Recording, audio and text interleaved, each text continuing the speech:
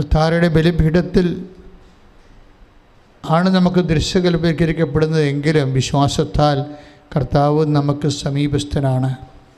അതൊരു ബോധമാണ്. ക്രിസ്തു എല്ലാത്തിനേക്കാളുപരി ഒരു ബോധമാണ്. പ്രാർത്ഥിക്കുക. കർത്താവായ ഈശോയേ, ഞങ്ങളുടെ ബോധതലങ്ങളെ പരിശുദ്ധാത്മാവിനാൽ നീ നിറക്കണമേ. ഞങ്ങളുടെ ബോധതലങ്ങൾക്ക് പരിശുദ്ധാത്മാവിന്റെ അഭിഷേകം നൽകണമേ. പ്രിയമുള്ളവരെ, ക്രിസ്തു ഒരു ബോധത്തിൻ്റെ സ്വത്താണെന്ന് പറയുന്നത് വിശുദ്ധ പൗലോസ് അപ്പോസ്തലനാണ്. ക്രിസ്തു നമ്മുടെ ബോധത്തിൻ്റെ സ്വത്താണ് എന്ന് വെച്ച് കഴിഞ്ഞാൽ, ഇപ്പം ഈശോ ആത്മാവിൽ ദാരിദ്ര്യമെന്ന് പറഞ്ഞു. അതിൻ്റെ അർത്ഥം എന്താണ്? ശാരീരിക ദാരിദ്ര്യം എന്താണെന്ന് നമുക്കറിയാം. പണമില്ല, ഭക്ഷണമില്ല, അതെല്ലാം ശാരീരിക ദാരിദ്ര്യമാണ്. ആത്മാവിൽ ദാരിദ്ര്യമെന്ന് പറഞ്ഞത് എന്താണ്? ദൈവമാണ് ഏറ്റവും വലിയ സമ്പത്ത്, പക്ഷെ അതില്ലാത്ത അവസ്ഥയാണ് ആത്മാവിൻ്റെ ദാരിദ്ര്യം. ഇതുപോലെ തന്നെയാണ് ക്രിസ്തു നമ്മുടെ ബോധത്തിൻ്റെ സമ്പത്താണ്. ഒരു മനുഷ്യൻ്റെ ബോധത്തിൽ കർത്താവ് ഉണ്ടെങ്കിൽ അവൻ രക്ഷപ്പെടും. എന്താണ് എൻ്റെ അർത്ഥം എന്ന് വെച്ച് കഴിഞ്ഞാൽ, അച്ഛൻ എന്താ ഉദ്ദേശിക്കണമെന്ന് വെച്ച് കഴിഞ്ഞാൽ, ഞാൻ ഉദ്ദേശിക്കണതല്ല, ഇത് ആദ്യം ഉദ്ദേശിച്ച പരിശുദ്ധാത്മാവാണ്. പരിശുദ്ധാത്മാവ് പൗലോസിന് കൈമാറിയിട്ടാണ് ഞാൻ നിങ്ങൾക്ക് കൈമാറുന്നത്. അതായത് നമ്മുടെ ബോധത്തിലെ ഫസ്റ്റ് റെഫറൻസിൽ കർത്താവ് നിറഞ്ഞു നിൽക്കണം. ഇപ്പോൾ എന്തെങ്കിലും ഒരു ഇഷ്യൂ നമ്മുടെ ജീവിതത്തിലൊരു കൊടുക്ക വാങ്ങലുകൾ, ഒരു കള്ളം പറഞ്ഞാൽ കുറച്ച് കാശ് കിട്ടും, കള്ളം പറഞ്ഞാൽ കുറച്ച് വഴക്ക് കേൾക്കാണ്ട് ഒഴിവാകാം എന്ന് നമ്മൾ ചിന്തിച്ചാൽ നമ്മുടെ ബോധത്തിൽ കർത്താവ് ഇല്ലെന്ന് നമുക്ക് മനസ്സിലാക്കാം. ഒരു പക്ഷേ ഒരു മനുഷ്യന് സംഭവിക്കാൻ പോകുന്ന ഏറ്റവും വലിയ ആത്മീയ അപകടമെന്ന് പറയുന്നത് അവൻ്റെ അല്ലെങ്കിൽ അവളുടെ ബോധത്തിൽ നിന്ന് കർത്താവ് മാറ്റപ്പെടുന്നതാണ്. ഒരു പക്ഷേ സാത്താൻ ചെയ്യുന്ന ആദ്യത്തെ പരിപാടി നമ്മുടെ ബോധത്തിൽ നിന്ന് കർത്താവിൻ്റെ സാന്നിധ്യം മാറ്റാൻ പറ്റുന്ന രീതിയിൽ വിഭ്രാമകരമായിട്ടുള്ള ആകർഷകമായ മറ്റു ബോധങ്ങളെ കൊണ്ടുവന്ന് നമ്മളെ ഭ്രമിപ്പിക്കും. ഒരു മനുഷ്യന് സംഭവിക്കാൻ സാധ്യതയുള്ള ഭ്രമമാണ്. ഇപ്പം ചില വലിയ കാര്യങ്ങളൊക്കെ ഓർക്കുമ്പോൾ നമുക്ക് ഭ്രമമാകും ശരിക്കും, ഇല്ലേ?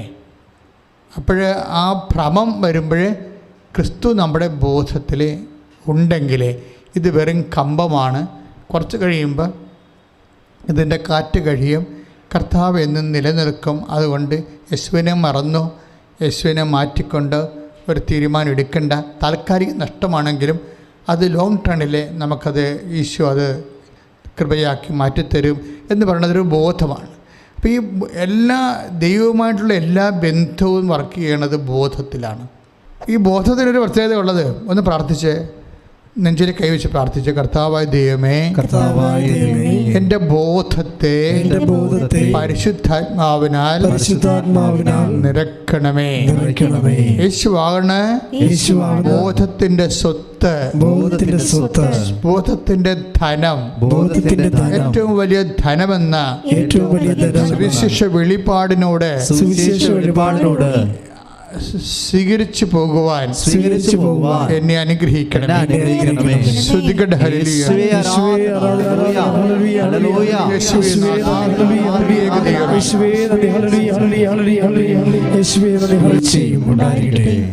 പ്രിയമുള്ളവരെ, ബോധത്തിൻ്റെ ആപ്ലിക്കേഷനാണ് നമുക്ക് ബോധ്യം തരുന്നത്. പല വിഷയങ്ങളുടെയും ആധ്യാത്മിക തകർച്ചകളുടെ കാര്യങ്ങളെല്ലാം ഇപ്പോൾ വേണ്ട വിധം പ്രാർത്ഥിക്കാൻ പറ്റണില്ല, ഇല്ലേ? കുമ്പസാരം നീണ്ടു പോകുന്നു. കുമ്പസാരം നടത്താത്തത് കൊണ്ട് പ്രത്യേക സങ്കടങ്ങളൊന്നും തോന്നണില്ല. അപ്പോൾ ഓൾറെഡി യു ആർ ഔട്ട്. നിൻ്റെ പരിപാടി തീർന്നു, ദൈവത്തിൻ്റെ സന്നിധിയിൽ നീ ഇല്ല. അപ്പോൾ ഇത് എന്താ സംഭവിച്ചതെന്ന് കഴിഞ്ഞാൽ, ഇവിടെ ഈ ബോധത്തിൽ, അപ്പോൾ ഞാൻ ബോധത്തെക്കുറിച്ച് നിങ്ങളോട് സംസാരിച്ചപ്പോൾ നിങ്ങളോർക്കും പക്ഷേ എന്താ ബോധമോ ഇതുമായിട്ട് എന്നാ ബന്ധം? പക്ഷേ എൻ്റെ റൂട്ടെന്ന് പറഞ്ഞാൽ അതാണ്. ആ ബോധ്യം നമ്മുടെ ഇന്ന് പോയി. ബോധ്യങ്ങളാണല്ലോ എല്ലാവരും ബോധ്യമാണ്. ബോധ്യത്തെക്കുറിച്ച് വചനം പറയണത് ബോധ്യം ഒരു ധനമാണെന്നാണ് പറയണത്. ബോധ്യം എന്ന് പറഞ്ഞാൽ എന്താണ്? ബോധത്തിൻ്റെ അപ്ലൈഡ് കോൺഷ്യസിനെയാണ് ഈ ബോധ്യം എന്ന് പറയും, കൺവിക്ഷൻ എന്ന് പറയും. പക്ഷേ നമുക്കൊരു ബോധമുണ്ട്. നമ്മുടെ ബോധം എന്താണ്? യേശുവാണ് കർത്താവ് എന്നുള്ളത് ഒരു ബോധമാണ്. ഈ ബോധം പക്ഷേ പുസ്തകത്തിലെ പശു പോലെയാണ്, പുല്ല് തിന്നത്തില്ല. ബോധത്തിൽ നമുക്ക് വേണ്ടത് ബോധ്യമാണ്, കൺവിക്ഷൻ. അത് ഇമോഷണൽ കൺവിക്ഷനുണ്ട്, വൈകാരിക ബോധ്യം, പിന്നെ ഇൻ്റലക്ച്വൽ കൺവിക്ഷനുണ്ട്, ബൗദ്ധിക ബോധ്യം. ഈ രണ്ടും കൂടി വരുമ്പോൾ മാത്രമേ സാക്ഷ്യം വരത്തുള്ളൂ, അല്ലെങ്കിൽ സാക്ഷ്യം ഉണ്ടാകത്തില്ല. ഇപ്പോൾ ഇത്രയും നാൾ നമ്മൾ 40 കൊല്ലം 50 കൊല്ലം ജീവിച്ചിട്ട് ഇന്നുവരെ കർത്താവിന് സാക്ഷ്യം വഹിച്ചതായിട്ട് നമുക്ക് എണ്ണിപ്പറക്കാനൊന്നും ഇല്ല കയ്യിൽ.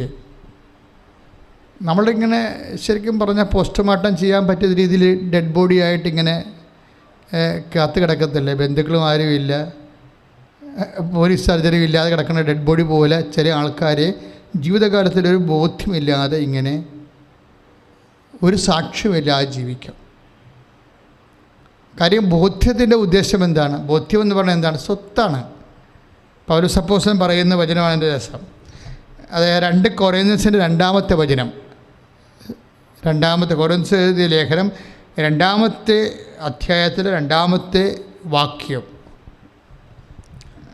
സ്നേഹത്താൽ പറഞ്ഞ്, സ്നേഹത്താൽ പരസ്പരബദ്ധമായ നിങ്ങളുടെ ഹൃദയങ്ങൾക്ക് ആശ്വാസവും സുനിശ്ചിതമായ ബോധ്യത്തിന്റെ പൂർണ്ണ സമ്പത്തും ദൈവത്തിന്റെ രഹസ്യമായ ക്രിസ്തുവാകുന്നു. അപ്പോഴേ ക്രിസ്തുവാണ് സമ്പത്ത് എന്നാ പറയുന്നത്, ബോധ്യത്തിന്റെ സമ്പത്ത്. ബോധ്യത്തിൽ ക്രിസ്തു സമ്പത്തല്ലെങ്കിൽ ബോധ്യം ദാരിദ്ര്യം പിടിച്ച ബോധ്യമാണ്. ഇന്നത്തെ പ്രാർത്ഥനാ തകർച്ചയ്ക്ക് കാര്യം ദാരിദ്ര്യം പിടിച്ച ബോധ്യമാണ്. ആത്മനാ ദാരിദ്ര്യം മാത്രമല്ല, ബോധദാരിദ്ര്യവും വരും. കാര്യം ബോധത്തിൻ്റെ സമ്പത്ത് ക്രിസ്തുവാണ്. കാര്യം ഒന്ന്, ഞാനൊരു ക്രിസ്ത്യനാണെന്നുള്ളൊരു ബോധമാണ്. പിന്നെ ഞാൻ ക്രിസ്തുവിൻ്റെ രക്തത്താൽ വീണ്ടെടുക്കപ്പെട്ടവനാണെന്നുള്ളൊരു ബോധമാണ്. ഞാൻ നിത്യതയിൽ യേശുവിൻ്റെ മഹത്വം കാണാൻ വിളിക്കപ്പെട്ട വ്യക്തിയാണെന്നുള്ളൊരു ബോധ്യമാണ്. ഇങ്ങനെ ഇതെല്ലാം കുറേ അധികം ബോധ്യമെല്ലാം based upon a single person. അതാണ് നമ്മുടെ സ്വത്തെന്ന് പറയണത്. നമ്മുടെ സ്വത്ത് നമ്മുടെ ബാങ്ക് ബാലൻസ് ഒന്നുമില്ല. നമ്മുടെ സ്വത്തെന്ന് പറയണത്, വിശ്വാസിയുടെ സ്വത്തെന്ന് പറയണത് ക്രിസ്തു തന്നെയാണ്. അതാണ് ഇങ്ങനെ എഴുതിയിരിക്കുന്നത്.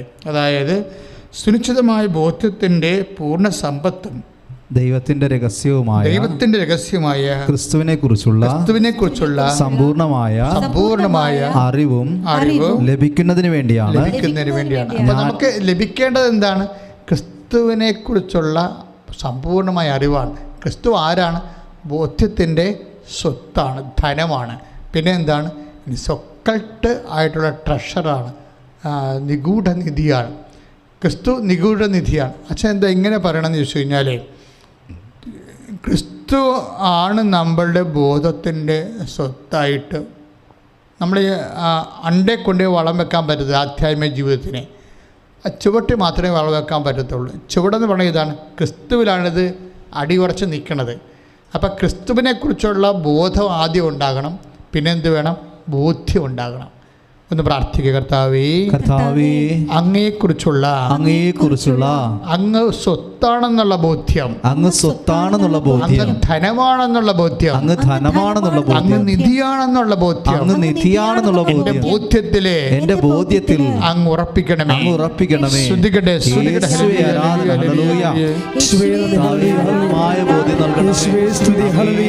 ആരാധിക്കുവാൻ സ്തുതിക്കുവാനുള്ള മനസ്സിന്റെ ബോധ്യം നൽകണമേ. ഫസ്റ്റ് എക്സ്പീരിയൻസ് ഓഫ് സെൻറ്റ് പീറ്ററിൻ്റെ ആദ്യ അനുഭവം എന്താണ്? കർത്താവാണ് സ്വത്തെന്നുള്ളതാണ്. അതാണ് സംഭവം, ആദ്യ അനുഭവം. അപ്പോസ്തലികമായി ദിസ് ഈസ് അപ്പോസ്തലിക് എക്സ്പീരിയൻസ് ആണത്. ആദ്യത്തെ ഒരു വിശ്വാസിയുടെ അനുഭവം. സെൻറ്റ് പീറ്ററിൻ്റെ ആദ്യത്തെ അനുഭവം എന്താണ്? കർത്താവാണ് നിധി, കർത്താവാണ് സ്വത്ത്. ഇത് പക്ഷേ സെൻറ്റ് പീറ്റർ ഇത് പറയാൻ ഇങ്ങനെ വിശുദ്ധ പത്രോസ് ഇത് ഏറ്റു പറയാൻ നല്ല തൻ്റെയിടം ചങ്കൂറ്റമുള്ള ആളാണ്. എന്താണ്? കർത്താവാണ് സ്വത്തെന്ന് പറയാൻ കാര്യം. ഇത് എപ്പോഴാണ് അദ്ദേഹം പറയണത്? കൊളോസ്യസ് 2:2 നിധി അല്ലെങ്കിൽ സ്വത്ത് അല്ലെങ്കിൽ സമ്പത്ത് അല്ലെങ്കിൽ ഒക്കൾട്ട് ട്രഷർ, നിഗൂഢനിധി എന്ന് പറയണത് ക്രിസ്തുവാണെന്ന് പൗലോസ് പറയുമ്പോൾ പത്രോസ് അത് പറയുന്നൊരു സമയമുണ്ട്. അതായത് പത്രോസ് പറഞ്ഞ എപ്പോഴാണ്? ഒരു മുടന്തനെ കാണുമ്പോൾ പത്രോസിൻ്റെ മുമ്പിൽ കൈ നീട്ടും, അല്ലേ? അത് ബൈബിളിലെ ഏറ്റവും വലിയൊരു സംഭവമാണ്. ഒരു മുടന്തനെ പത്രോസ് 9-ാം മണിക്കൂറുള്ള പ്രാർത്ഥനയ്ക്ക്, ദാറ്റ് മീൻസ് 3 മണിക്ക്, അല്ലേ? ഉച്ച കഴിഞ്ഞ് അവരുടെ സമയം 3 മണിക്കാണ്. 3 മണിക്കുള്ള പ്രാർത്ഥനയ്ക്ക് പത്രോസ് ദേവാലയത്തിലേക്ക് പോകുമ്പോൾ പടവുകളിൽ ഒരു മുടന്തൻ കൈ നീട്ടും. എന്തിനാണ് കൈ നീട്ടണത്? അയാൾ എല്ലാവരുടെ അടുത്തും കൈ നീട്ടുന്ന ആളാണ്, അവിടെ ഇരിക്കുന്നതാണ് സാധാരണ. പക്ഷെ അങ്ങനെ ഇരിക്കുമ്പോൾ കൈ നീട്ടുമ്പോൾ പത്രോസ് പറയും, എൻ്റെ കയ്യിൽ നിനക്ക് തരാനുള്ള നീ ഉദ്ദേശിക്കുന്ന സ്വത്തില്ല. എന്താ? സ്വത്തുണ്ടായിരുന്ന ആളാണ്, 2 വള്ളം ഉണ്ടായിരുന്ന ആളാണ്, 2 വലയും പിന്നെ കുറേ അധികം പണിക്കാരുമൊക്കെ സ്വന്തമായിട്ടുണ്ടായിരുന്ന സമ്പന്നനായൊരു മനുഷ്യനാണ്. പത്രോസിൻ്റെ വീട് നമ്മൾ കഫർനാമിൽ കടപ്പുറത്ത് ചെല്ലുമ്പോൾ പത്രോസിൻ്റെ വീട് കുഴിച്ചു വെച്ചിട്ടുണ്ട്. ഇസ്രയേൽ ഗവൺമെൻറ് പണ്ടത്തെ വീട്, പത്രോസ് താമസിച്ചിരുന്ന വീട്, അതിന് പല ലെയറുണ്ട്. ലെയറെന്ന് വെച്ച് കഴിഞ്ഞാൽ പത്രോസിൻ്റെ വീട് അതാത് കാലത്ത് പുതുക്കി പണിയപ്പെട്ടിട്ടുണ്ട്. അപ്പോൾ കർത്താവ് ജീവിച്ചിരുന്ന കാലത്തുള്ള പത്രോസിൻ്റെ വീട്ടിൽ അമ്മായിയമ്മക്ക് പനിയായിരുന്ന കാലത്തെ കർത്താവ് അയാളുടെ വീട്ടിൽ പോയിട്ടുള്ളതാണ്. ആ വീടിൻ്റെ അടിത്തറ ഇന്ന് ഇസ്രയേലിലുണ്ട്, നമുക്ക് ചെന്നാൽ കാണാൻ പറ്റും.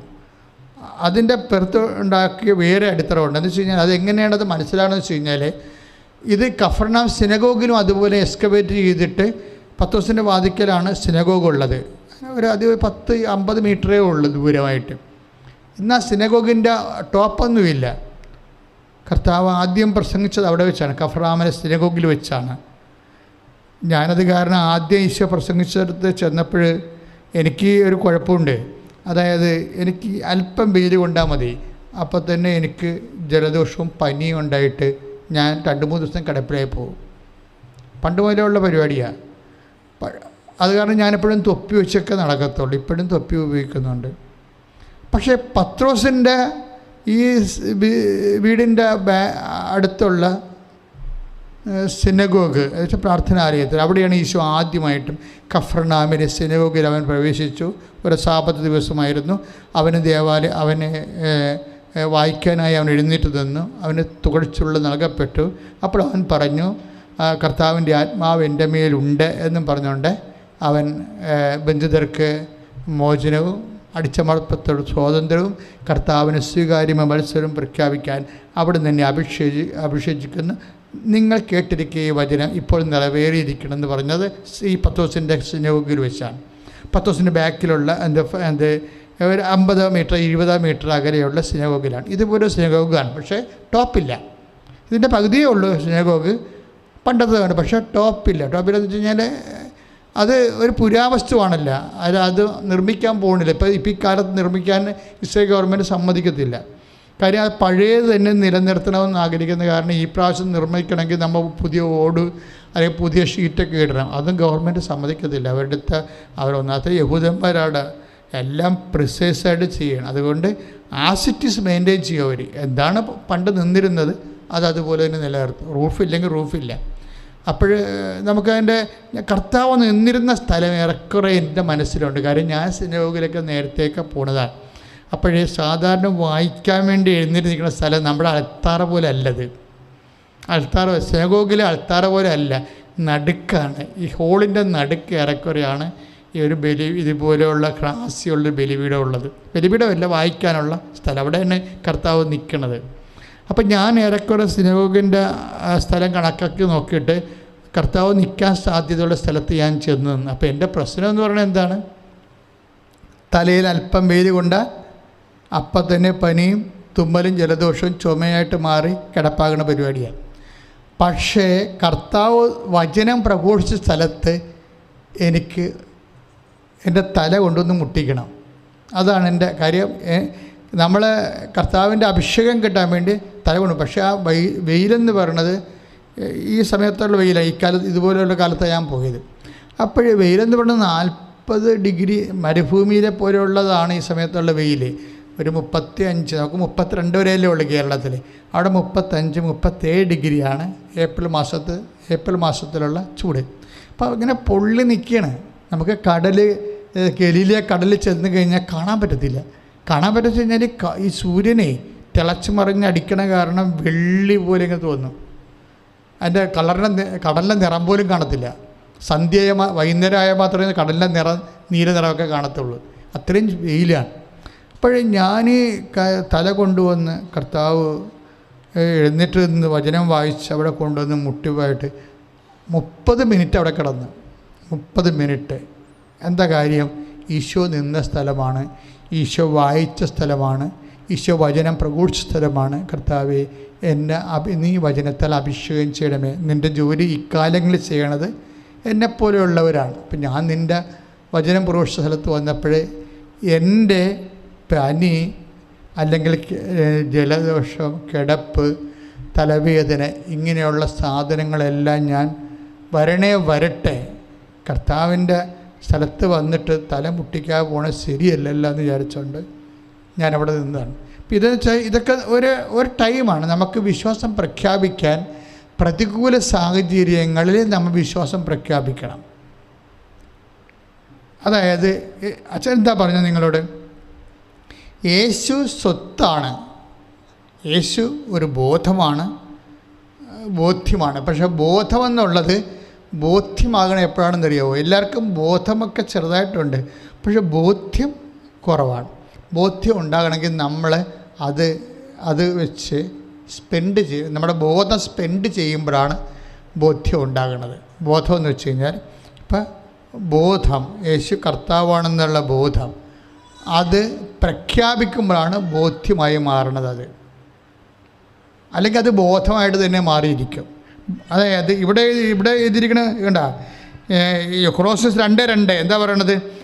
സ്നേഹത്താൽ പരസ്പരബദ്ധമായ നിങ്ങളുടെ ഹൃദയങ്ങൾക്ക് ആശ്വാസവും സുനിശ്ചിതമായ ബോധ്യത്തിൻ്റെ പൂർണ്ണ സമ്പത്തും. ബോധ്യത്തെക്കുറിച്ചാണ് പറയേണ്ടത്. ഈ ബോധ്യമെന്ന് പറയുന്നത് ബോധത്തെ പ്രയോഗത്തിൽ വരുത്തുമ്പോഴാണ് ബോധ്യം ഉണ്ടാകുന്നത്. ബോധം ഉണ്ടാകാം, പക്ഷേ അത് പ്രയോഗത്തിൽ വരുത്തുമ്പോഴാണ് ബോധ്യം. ഈ ബോധ്യമാണ് സമ്പത്തെന്ന് പറയണത്. ഒരു വിശ്വാസിയാണെങ്കിൽ ഇപ്പം യുക്രൈൻകാർ യുദ്ധമാണ് അല്ലെ നടക്കണം. നമുക്ക് എന്താ മനസ്സിലാകണത്?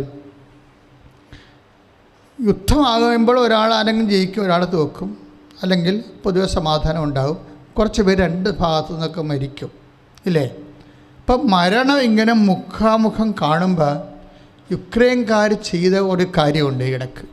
എന്താണ് അവർ ചെയ്തത്? അവർ ചെയ്തത് മാക്സിമം എല്ലാവരും കുമ്പസാരി ചുരുങ്ങി. അതാണ് വിഷയം. അത് യുദ്ധം ജയിച്ചതുപോലെയായിപ്പോയി. അപ്പം അത്രയും ഭയങ്കരമായ ഒരു അവസ്ഥയാണ്. പക്ഷേ ഈ ആൾക്കാർ കുമ്പസാരിക്കാൻ വേണ്ടി ക്യൂ നിൽക്കുക. ഈ കാഴ്ച ഞാൻ പണ്ട് കണ്ടത് ജോൺ പോൾ മാർപ്പാപ്പ പോളണ്ട് സന്ദർശിക്കണമെന്ന് കേട്ടപ്പോൾ തന്നെ ജനങ്ങൾ കസേര വരച്ച് റോഡ് ഇട്ടുകൊണ്ട് അച്ഛനെ കൊണ്ടുവന്ന് വെച്ചിട്ട് മുട്ടിൽ നിന്ന് ലൈനായിട്ട് തെരുവിൽ നിന്ന് കുമ്പസാരിക്കേണ്ട രംഗം ഞാൻ കണ്ടിട്ടുണ്ട്. അത് പിന്നെ ഒരു നല്ല വലിയ സന്തോഷമുള്ള കാര്യമാണ്. ഇതങ്ങനെയല്ല. മരണം സുനിശ്ചിതമാണെന്ന് കാണുന്ന കീവ് നിവാസികൾ ചെയ്തിരിക്കണ എന്താണ്? അവർ കുമ്പസാരി ചുരുങ്ങിയാണ്. അടുത്ത കാത്തലിക്കായിട്ട് ലീഡർ പറഞ്ഞിരിക്കുന്നത് I will not go anywhere. എൻ്റെ ജനത്തെ വിട്ട് ഞാൻ ഒരിടത്തും പോകത്തില്ലെന്നാണ്. അപ്പോൾ അവരെന്ന് വെച്ചാൽ ആ വിഷയത്തിൽ ഇനി മരിക്കുകയാണ് വന്നതെങ്കിലും കർത്താവിൻ്റെ തിരുസന്നിധിയിൽ എത്തുകയെന്നുള്ള ആ വലിയ വിശ്വാസത്തെ അവർ ഏറ്റുപറഞ്ഞു. അതാണ് സ്വത്തെന്ന് പറയുന്നത്, അതാണ് ബോധ്യം എന്ന് പറയുന്നത്. അതവരുടെ ബോധ്യമാണ്. അത് വെറുതെ ബോധ്യമല്ല, സാധാരണ ബോധ്യം ഉണ്ടാകും. ഈ ബോധ്യത്തെ സ്വത്തിന് നമ്മൾ കൂട്ടേണ്ടി വരും. ഇടയ്ക്കിടയ്ക്ക് ഓരോ അനുഭവങ്ങൾ വരുമ്പോഴാണ് സ്വത്ത് കൂട്ടണത്. സ്വത്തെന്ന് പറയുന്നത് ഇപ്പം നമുക്ക് കിട്ടിയ സ്വത്ത് തന്നെയാണ്. പണ്ട് നമ്മുടെ അപ്പൻ നമുക്ക് കുറച്ച് സ്വത്ത് തന്ന് അത് തന്നെ ഇപ്പോഴും ഉള്ളതെന്നുണ്ടെങ്കിൽ ഒന്നെങ്കിൽ നമ്മൾ ലോകം മടിയന്മാരായിട്ടായിരിക്കും. പക്ഷേ സ്വത്ത് ഇപ്പം ക്രിസ്തു ഒരു സ്വത്താണെന്ന് കൊളോസ്യൻസ് 2:2 പറഞ്ഞില്ലേ. പക്ഷെ ആ സ്വത്ത് നീ ഇങ്ങനെ ഓരോ ഘട്ടം വരുമ്പോൾ അത് നല്ലവണ്ണം മാർക്കറ്റ് ചെയ്ത് അതുകൊണ്ട് കച്ചവടം ചെയ്ത് അത് കൂട്ടണം. കൂട്ടിയില്ലെങ്കിൽ ഇപ്പം നമ്മളെ സംബന്ധിച്ചിടത്തോളം ക്രിസ്തുവിനെ വെച്ച് എങ്ങനെ IELTS പാസ്സാകാം, ക്രിസ്തുവിനെ വെച്ച് എങ്ങനെ സ്ഥലം വിറ്റെടുക്കാം, ഇങ്ങനെയൊക്കെയുള്ള കൊച്ചു കലാപരിപാടികളൊക്കെയാണ് ജനം നടക്കുന്നത്. പക്ഷേ അതല്ല വിഷയം. അതിനേക്കാൾ ഉപരി ക്രിസ്തുവിനെ വെച്ചെങ്ങനെ ദൈവവുമായിട്ട് ബന്ധം സ്ഥാപിച്ചിട്ട് ഒരു സ്വത്തിൻ്റെ ഉടമയാകാം എന്ന് ചിന്തിച്ചാൽ ബാക്കിയുള്ളത് ചേർത്ത് നൽകുമെന്നാണ് ഈശോ പറഞ്ഞത്. ബാക്കിയുള്ളത് നിങ്ങൾ ആദ്യം ദൈവരാജ്യത്തെ 6:33 എന്ന് പറയുന്നത് ഒരു മദർ വേർഡാണ്. ആ വേർഡിൽ നിന്ന് കുറേ അധികം വാക്കുകൾ ഉണ്ടായിട്ടുണ്ട്. വെച്ചാൽ ആദ്യം ദൈവരാജ്യത്തെയും അതിൻ്റെ നീതിയെയും കുറിച്ച് അന്വേഷിക്കുക, ബാക്കിയുള്ളത് ചേർത്ത് നൽകും. ഇപ്പോഴേ എങ്ങനെയാണ് സ്വത്ത് കൂട്ടണത്? ആത്മീയ സ്വത്ത് എന്ന് പറയുന്നത് ക്രിസ്തുവാണെന്ന് പറഞ്ഞു. ഈ സ്വത്ത് എങ്ങനെയാണ് കൂട്ടണമെന്ന് പറയുമ്പോൾ ഇപ്പോൾ നമുക്കറിയാമല്ലോ, ഈ ഷെയർ മാർക്കറ്റ് ഞാൻ ഈ ദിവസങ്ങളിൽ പറയണത്, ഞങ്ങളുടെ അച്ഛന്മാർക്ക് ഷെയർ മാർക്കറ്റൊന്നും ചെയ്യാനുള്ള അറുതി ഇതൊന്നുമില്ല. പക്ഷേ ആൾക്കാർ ചെയ്യുമ്പോൾ ഞാനത് ശ്രദ്ധിച്ചിട്ടുണ്ട്. ഷെയർ മാർക്കറ്റിൽ എന്താ സംഭവിക്കണത്? ഒരു ഷെയർ, ഒരു കമ്പനിയുടെ ഷെയർ, ഏതെങ്കിലും ഒരു കമ്പനി, XOY ഓയിൽ അല്ലെങ്കിൽ സോപ്പ് അല്ലെങ്കിൽ കോസ്മെറ്റിക്സ്, ഏതെങ്കിലും ഒരു കമ്പനി, ആ കമ്പനിയുടെ ഷെയർ എടുക്കുമ്പോൾ അത് അനൗൺസ് ചെയ്യുമ്പോൾ ചിലപ്പോൾ അവർക്ക് വല്ല 100 രൂപ വല്ല ആയിരിക്കും ഷെയർ. പക്ഷെ കമ്പനി ലാഭത്തിലേക്ക് പോകണമെന്നുണ്ടെങ്കിൽ അത് പെട്ടെന്ന് അതിൻ്റെ ഷെയർ 1000 രൂപയാവും. ഒരു യുദ്ധം വില വരികയാണെങ്കിൽ പിന്നെ അതിൻ്റെ ഷെയർ ഇടിഞ്ഞിട്ട് 50 രൂപയാവും. അപ്പോഴേ 1000 രൂപയാകണ സമയത്ത് ഷെയർ മാർക്കറ്റ് കൈകാര്യം ചെയ്യുന്ന അതിൻ്റെ കമ്മീഷൻ ആൾക്കാർ പറയും, നിങ്ങളത് വിൽക്കാൻ പറയും, ഷെയർ വിൽക്കാൻ പറയും. അതിനാണ് ഷെയർ മാർക്കറ്റിംഗ് എന്ന് പറയുന്നത്. ചിലർ വിൽക്കാൻ വെച്ചുകൊണ്ടിരുന്നിട്ട് കുറച്ച് കഴിയുമ്പോൾ ഉള്ളതുകൂടി ഉണ്ടാകാതിരിക്കും. അത് ബുദ്ധിയാണ്. ബിസിനസ്സിനെ കുറിച്ച് അറിയാവുന്ന ഗൈഡ് ലൈൻസ് കിട്ടുന്ന ബുദ്ധി അനുസരിച്ച് ഷെയർ. ഇതുപോലെ വിശ്വാസത്തിലൊരു മാർക്കറ്റിംഗ് ഉണ്ട്. That is my point. അതായത് വിശ്വാസത്തിൽ നമുക്ക് സ്വത്ത്, ഇപ്പോൾ സ്വത്താണെന്ന് ഈശോ സ്വത്താണെന്ന് പറഞ്ഞില്ലേ, ഈ സ്വത്ത് എങ്ങനെ വർദ്ധിപ്പിക്കാൻ പറ്റുമെന്ന് നമ്മൾ അറിയണം. അത് വിശ്വാസത്തിൻ്റെ ഫെയ്ത്ത് മാർക്കറ്റിങ്ങിലൂടെയാണ് ഇത് വർദ്ധിപ്പിക്കുന്നത്. ഫെയ്ത്ത് മാർക്കറ്റ് ചെയ്യണം, തിരിച്ച് ദൈവത്തിന് കൊടുക്കണം. നമ്മളുള്ള വിശ്വാസം നല്ല വിലയുള്ള സമയത്ത് അത് ദൈവത്തിന് കൊടുക്കണം തിരിച്ച്. എന്ന് വെച്ച് കഴിഞ്ഞാൽ വിശ്വാസം പ്രഖ്യാപിക്കണം. യുക്രൈൻകാർ ചെയ്തിരിക്കുന്നത് അതാണ്. അവരെന്താ സമയത്ത് ഭക്ഷണം കിട്ടണില്ല. അവിടെ ബങ്കേഴ്സിലാണ് ബോംബ് വീഴിക്കൊണ്ടിരിക്കുന്ന കാരണം ഭൂഗർഭ ആലയത്തിലേക്കാണ് ആൾക്കാർ, ടണലിലേക്കാണ് ആൾക്കാർ പോയിരിക്കുന്നത്. അപ്പോൾ നമ്മുടെ മലയാളി പിള്ളേർ അവിടെ ഉണ്ട്. നമ്മൾ അവർക്ക് വേണ്ടി പ്രാർത്ഥിക്കണം. അവർക്ക് വേണ്ടി മാത്രം പ്രാർത്ഥിച്ചാൽ പോരാ, അതിൻ്റെ യുദ്ധക്കെടുതി അനുഭവിക്കണം എല്ലാവർക്കും വേണ്ടി പ്രാർത്ഥിക്കണം. പക്ഷേ ഇവിടെ ഒരു സംഭവം ചെയ്യണത്, ഈ യുക്രൈൻ യുദ്ധത്തിൻ്റെ ഈ ബാങ്കേഴ്സിലെ ഭൂമിക്കടി ഒളിച്ചല്ല, ജീവനും ഭയമുള്ള കാരണം രക്ഷപ്പെടാൻ വേണ്ടി ആൾക്കാർ സമയത്ത് ഭക്ഷണം കിട്ടത്തില്ല, അവിടെ ഒന്നുമില്ല, കറണ്ടില്ല, എങ്കിലും ഒളിച്ചിരിക്കാൻ വേണ്ടി പോകുന്ന സ്ഥലമാണ്. അവിടെ കുർബാന ആവശ്യപ്പെട്ട് വൈദികനെ വിളിച്ചിട്ട് വൈദികൻ ഈ ഭൂഗർഭാലയത്തിൽ കുർബാനയും കൊണ്ട് പോകുന്നുണ്ട്. അതാണ് ഫെയ്ത്ത് മാർക്കറ്റിംഗ് എന്ന് പറയണത്. ഈ സമയത്ത് അവിടെ യഥാർത്ഥത്തിലുള്ള മനുഷ്യൻ്റെ ശരീരത്തിൻ്റെ ഭക്ഷണവും വെള്ളമൊന്നും കിട്ടണില്ല, മരണമാണ് മുമ്പിൽ കാണുന്നത്. അപ്പോൾ അതിന് ഭൂഗർഭ ആലയത്തിലേക്ക് വൈദികന് കുർബാനയും കൊണ്ട് വരാൻ വേണ്ടി വൈദികനെ വിളിക്കുന്നു. നമ്മുടെ ഇതുപോലെയുള്ള കമ്പനിയില്ലേ, ഫുഡ് കമ്പനിക്ക് ഫോൺ ചെയ്ത് വിളിപ്പിക്കത്തില്ലേ ആൾക്കാർ. ആ ഫുഡ് കമ്പനിക്ക് ലഞ്ചിന് വേണ്ടി വിളിപ്പിക്കണ പോലെ കുർബാനയ്ക്ക് വേണ്ടി ഫോൺ ചെയ്ത് വിളിപ്പിക്കുക. എന്നിട്ട് കുർബാനയും കൊണ്ട് വൈദികൻ ഈ ബാങ്കേഴ്സ് തിരക്കി പിടിച്ച് ബാങ്കേഴ്സിൽ പോകുന്നു.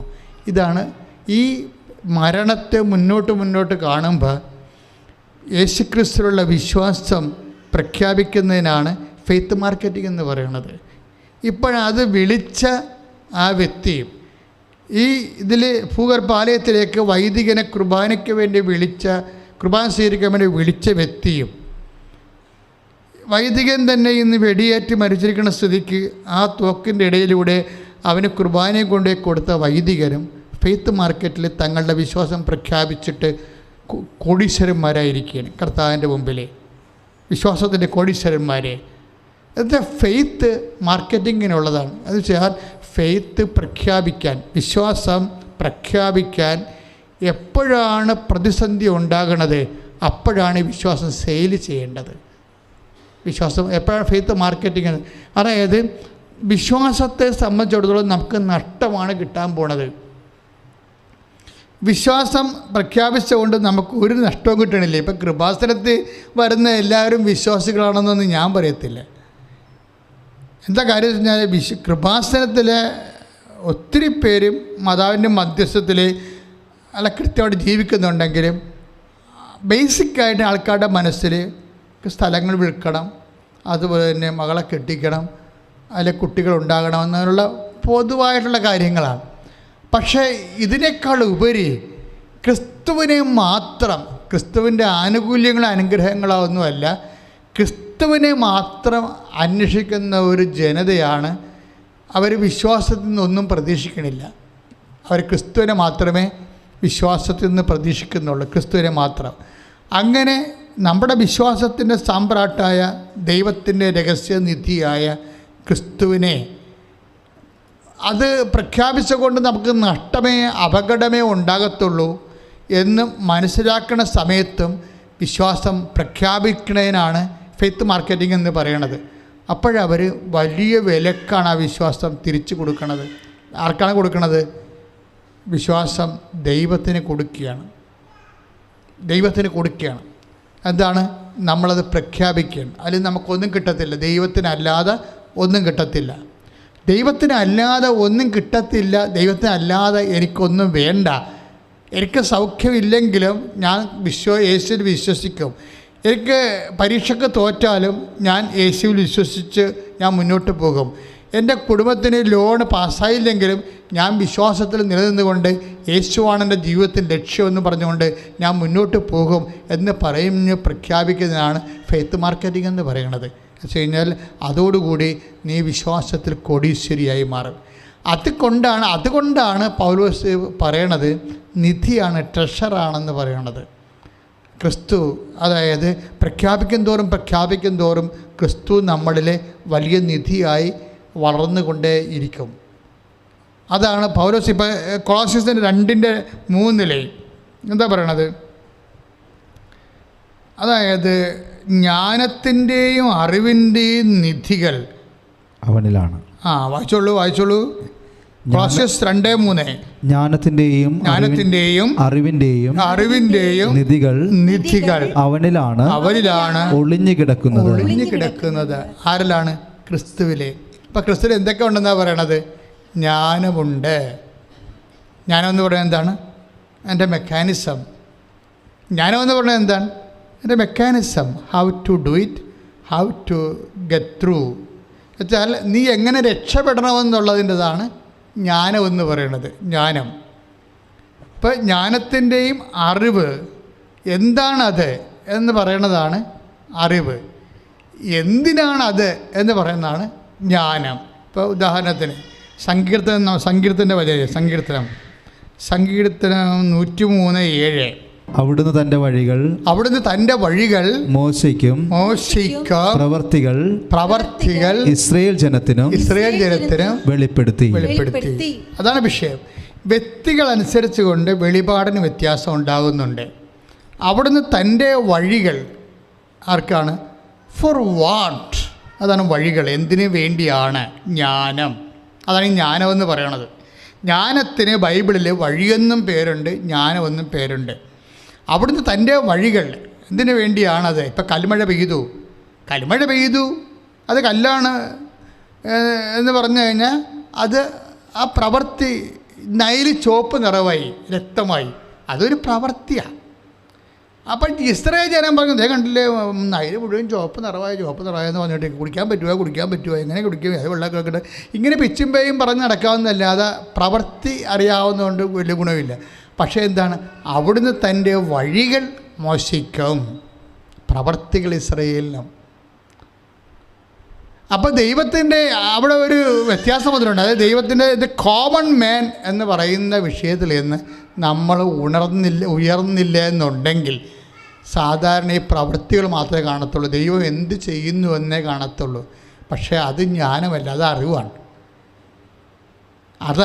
ദൈവം എന്ത് ചെയ്യുന്നു, ദൈവം നൈല് ചുവപ്പാക്കുന്നു, ദൈവം പ്ലേഗ് പരത്തുന്നു, അത്രേക്കാള്.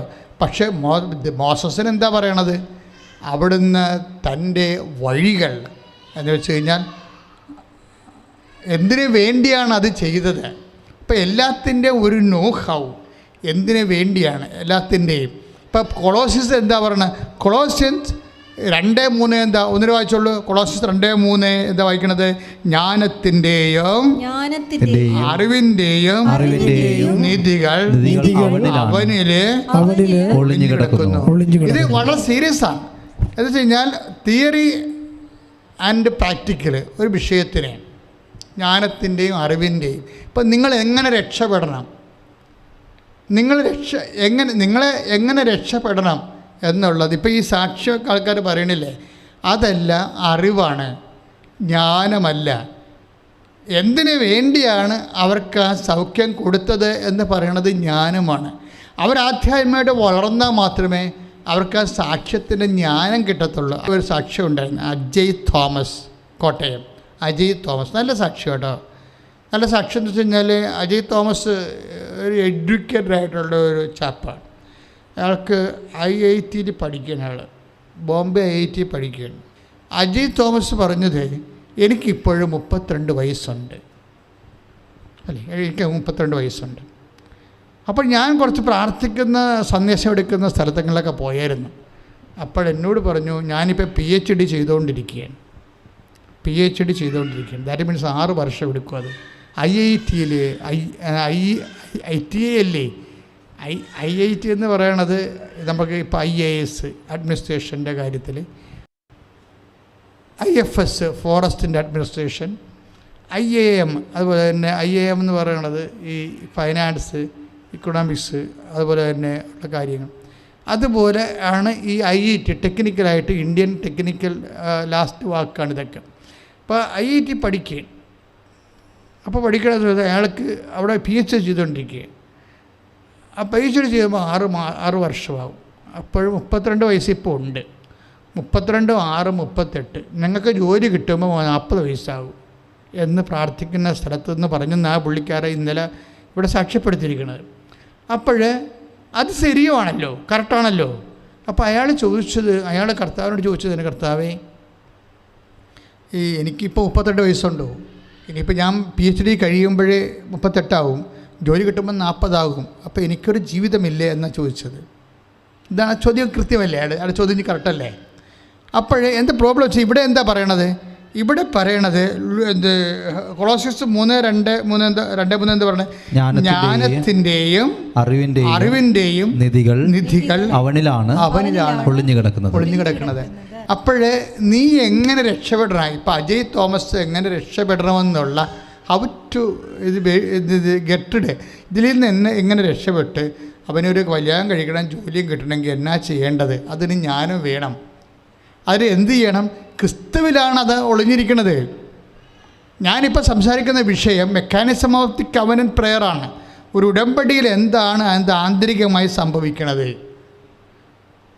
നമ്മളെ ഭക്ഷണം കഴിക്കുന്നവരിങ്ങനെ വീർത്ത് വരുന്നെന്ന് പറഞ്ഞിട്ട് കാര്യമില്ല. അതിൻ്റെ മെക്കാനിസം, അതിൻ്റെ മെറ്റബോളിസം എന്താണെന്ന് നോക്കുകയാണ്. അത് അറിഞ്ഞു കഴിഞ്ഞാൽ നമുക്കത് കൺട്രോൾ ചെയ്യാൻ പറ്റും, നമുക്കത് നടപ്പിൽ വരുത്താൻ പറ്റും ശാസ്ത്രീയമായിട്ട്. അപ്പോൾ അതനുസരിച്ച് ഉടമ്പടിയിൽ എപ്പോഴും നമ്മൾ ശ്രദ്ധിക്കേണ്ടത്, നിന്നെക്കുറിച്ചൊരു കാഴ്ചപ്പാടും ഇല്ല. അതാണ് അയാൾ പറയണത്. ഞാൻ 40 വയസ്സ് വരെ ഇനി കാത്തിരിക്കണോ? അപ്പോൾ എൻ്റെ ജീവിതം എന്ത് ചെയ്യും? ഇങ്ങനെ പോയത്. അപ്പോഴേ കർത്താവിനോട് ഞാൻ നേരിട്ട് ചോദിച്ചു. കർത്താവിനോട് നേരിട്ട് ചോദിച്ചെന്താ പറഞ്ഞു, കർത്താവേ, ഇനി 6 വർഷം കൂടി ഞാൻ പഠിച്ചൊക്കെ വരുമ്പോൾ, പിന്നെ ഒരു കല്യാണം കഴിച്ച് ഇപ്പോൾ ജോലിയൊക്കെ കിട്ടി വരുമ്പോൾ എത്ര കാലമാകും? അപ്പോൾ ജീവിതത്തിൻ്റെ പകുതി പോവും. 80 വയസ്സ് വരെയാണ് ജീവിതം എന്നുണ്ടെങ്കിലേ പിന്നെ 80 വയസ്സല്ലേ ഉള്ളു.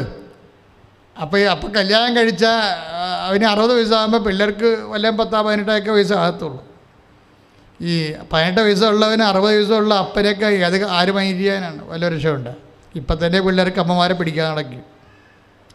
ഇപ്പം തന്നെ പിള്ളേർ പറഞ്ഞ് അമ്മയുടെ ഉടുപ്പ് ഷാബിയാണെങ്കിൽ PTA മീറ്റിങ്ങിന് വരണ്ടെന്ന് 6 വയസ്സുള്ള കക്ഷികളൊക്കെ പറയണ കേൾക്കുന്നത്. അപ്പോൾ അതാണ് അവസ്ഥ.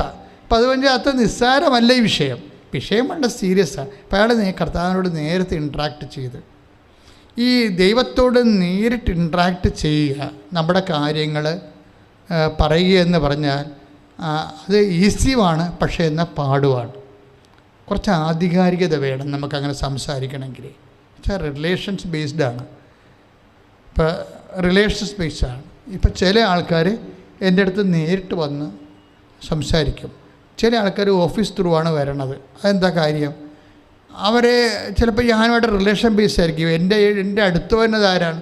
ഞാൻ ഏൽപ്പിച്ച് ജോലി ചെയ്തുകൊണ്ടിരിക്കുന്ന ഇവിടുത്തെ ശുശ്രൂഷകരായിരിക്കും എൻ്റെ അടുത്ത് വരുന്നത്. ഇതുപോലെ ദൈവവുമായിട്ട് ദൈവത്തിൻ്റെ എന്തെങ്കിലും ശുശ്രൂഷ നീ ചെയ്യുന്നുണ്ടോ? അതൊരു സീരിയസ് വിഷയമാണ്. ദൈവത്തിൻ്റെ എന്തെങ്കിലും ശുശ്രൂഷ നമുക്ക് അധികാരം വേണ്ടേ? കർത്താവിൻ്റെ അടുത്ത് വരാൻ അധികാരം വേണ്ടേ? നിങ്ങളെ പിള്ളേരെ വളർത്തുന്നുണ്ട്, അല്ലെങ്കിൽ വീട് വെച്ച് താമസിച്ചു പോകുന്നുണ്ട്, ഇങ്ങനെ അതൊക്കെ എല്ലാ മനുഷ്യർക്കും ചെയ്യണതാണ്. ദൈവവും അതൊക്കെ ദുഷ്ടന്മാർക്ക് വേണ്ടി പോലും ഞാൻ മഴ പെയ്ക്കുമോ ദൈവം പറഞ്ഞിട്ടുണ്ട്. അതിൻ്റെ കഥയില്ലെന്ന് എൻ്റെ അർത്ഥം. നിൻ്റെ ഈ സാധാരണ നീ ജീവിതം ജീവിച്ച് പോകുന്നു എന്ന് പറഞ്ഞിട്ട് അതിൻ്റെ അകത്ത് നീയും ദൈവവുമായിട്ട് പ്രത്യേകിച്ച് ഒരു റിലേഷൻസിൻ്റെ ഒരു സിറ്റുവേഷൻസ് അവിടെ ഇല്ല. അതുകൊണ്ടാണ് ഈശോ ചോദിക്കുന്നത്, വിശേഷ വിധിയായി നീ എന്താണ് ചെയ്യണത്? 5:47 താഴെ സുവിശേഷത്തിൽ ഒരു വാക്കുണ്ടേ, നിന്നെ അഭിവാദനം ചെയ്യുന്നവരെ മാത്രം നീ അഭിവാദനം ചെയ്യുന്നുള്ളെങ്കിൽ വിശേഷ വിധിയായി നീ എന്താണ് ചെയ്യുന്നത്? അപ്പം കർത്താവ് ഉദ്ദേശിക്കുന്നത് എന്താണ്? സാധാരണ മനുഷ്യർ ചെയ്യുന്നതിനേക്കാൾ നമ്മൾ കൂടുതലായി ദൈവദൈവസന്നിധിയിൽ എന്തോ ചെയ്യുമ്പോഴാണ് നമ്മൾക്ക് അധികാരം ഉണ്ടാകുന്നത്. ഇപ്പോൾ അജയ് തോമസ് ചോദിക്കണ ഇതാണ്. അവൻ കർത്താവുമായിട്ട് റിലേറ്റഡാണ്. അപ്പോൾ ആ സാക്ഷ്യം കേൾക്കുമ്പോൾ അറിയാം. അമ്മയും മകനും കൂടി എന്നാൽ ജപമാല ചൊല്ലി പ്രാർത്ഥിക്കുകയൊക്കെ ചെയ്യണത്. പ്രാർത്ഥിക്കുന്ന സമയത്ത് അമ്മ അവൻ്റെ ഒരു ഉടമ്പടിയുടെ ഒരു പ്രശ്നമെന്ന് പറയുന്നത് കിണറ്റിൽ വെള്ളമില്ലാത്തതാണ്. കാര്യം നമുക്ക് നിങ്ങളെവിടെയൊക്കെ ഉള്ള ആൾക്കാരാണെന്ന് എനിക്കറിയത്തില്ല. പക്ഷേ ഈ ആലപ്പുഴ ഈ തീരദേശത്തെ വെള്ളത്തിൽ വലിയ പ്രശ്നമില്ല. കുഴിച്ചാൽ വെള്ളം കിട്ടും, 6 അടി കുഴിച്ചാൽ വെള്ളം കിട്ടും. പക്ഷേ കിഴക്കോട്ട് ഈ വെമ്പനാട്ട് കായലിന് കിഴക്കോട്ട് ചെല്ലുന്തോറും കുഴിച്ചാൽ വെള്ളം കിട്ടത്തില്ല. ഞാൻ ശാന്തമ്പാറ ധ്യാനിപ്പിക്കുമ്പോൾ 350 അടി താത്തിയിട്ട് വെള്ളം കിട്ടാത്തൊരു ചേടുത്തി പെമ്മക്കളെയും കൊണ്ട് നാട് വിട്ടു പോകാനും പറ്റണില്ല, അവിടെ താമസിക്കാനും പറ്റുന്നില്ല. നിലയം വിളിച്ച് മല കയറി വന്ന് ധ്യാനം കൂടുന്ന സമയത്ത് ഒരു തിരിവെഞ്ചരിച്ച് കൊടുത്ത് ഞാൻ ഓർക്കുന്നുണ്ട്. ആ തിരി തീരുമ്പോൾ തന്നെ അവിടെ കിണർ കർത്താവ് വെള്ളം ഉയർത്തിക്കൊണ്ടുവന്ന് അന്ന് ധ്യാനിപ്പിക്കാൻ പോയതാണ് ശാന്തമ്പാറ. പക്ഷേ ഇത് അന്നാണ് എനിക്ക് മനസ്സിലായത്, ഈ വെള്ളമില്ലാത്തത് ഒരു സീരിയസ് വിഷയമാണ്. ഇപ്പം ചില ആൾക്കാർ സ്ഥലം മേടിക്കും, പക്ഷെ കിണർ കുത്താൻ വേണ്ടി പല ആൾക്കാർ വെള്ളം നോക്കാൻ കൊണ്ടുവരും. പക്ഷേ അവർ വെള്ളം ഉണ്ടെന്നൊക്കെ പറഞ്ഞ സ്ഥലത്ത് അവർ ഈ വടി പോലുള്ള വടിയൊക്കെ എടുത്ത് കറക്കി വെച്ചും അവർ തന്നെ തലകുത്തി മറിഞ്ഞ് ബാക്കിലോട്ട് പോകും. അവിടെ നിന്ന് വരും, തെക്കുന്ന് വരും, വടക്കുന്ന് വരും, വൈ പോലുള്ള വടിയും കറക്കി വന്നിട്ട് അവർ തന്നെ തലകുത്തി മറിഞ്ഞ് താഴേക്ക് പോകും. അപ്പോൾ നമ്മൾ ഇവിടെ വെള്ളമുണ്ട്. അയാൾ അഭ്യാസം കാണിക്കണതാണ്. നമ്മുടെയൊക്കെ ഒന്ന് 250 രൂപ മേടിച്ചിട്ട് വണ്ടി വിടും അയാൾ, പിന്നെ അയാളെ കാണത്തില്ല. അപ്പോൾ ഇങ്ങനെ കുറേ അഭ്യാസക്കാരുണ്ട് വെള്ളം നോക്കാൻ തന്നെ. ഇങ്ങനെ ചില നമ്മൾ പെട്ടുപോകും. അപ്പം അങ്ങനെ വെള്ളം നോക്കിയിട്ട് നമ്മൾ കുഴിച്ച് ചെല്ലുമ്പോൾ അവിടെ വെള്ളം ഉണ്ടാകത്തില്ല.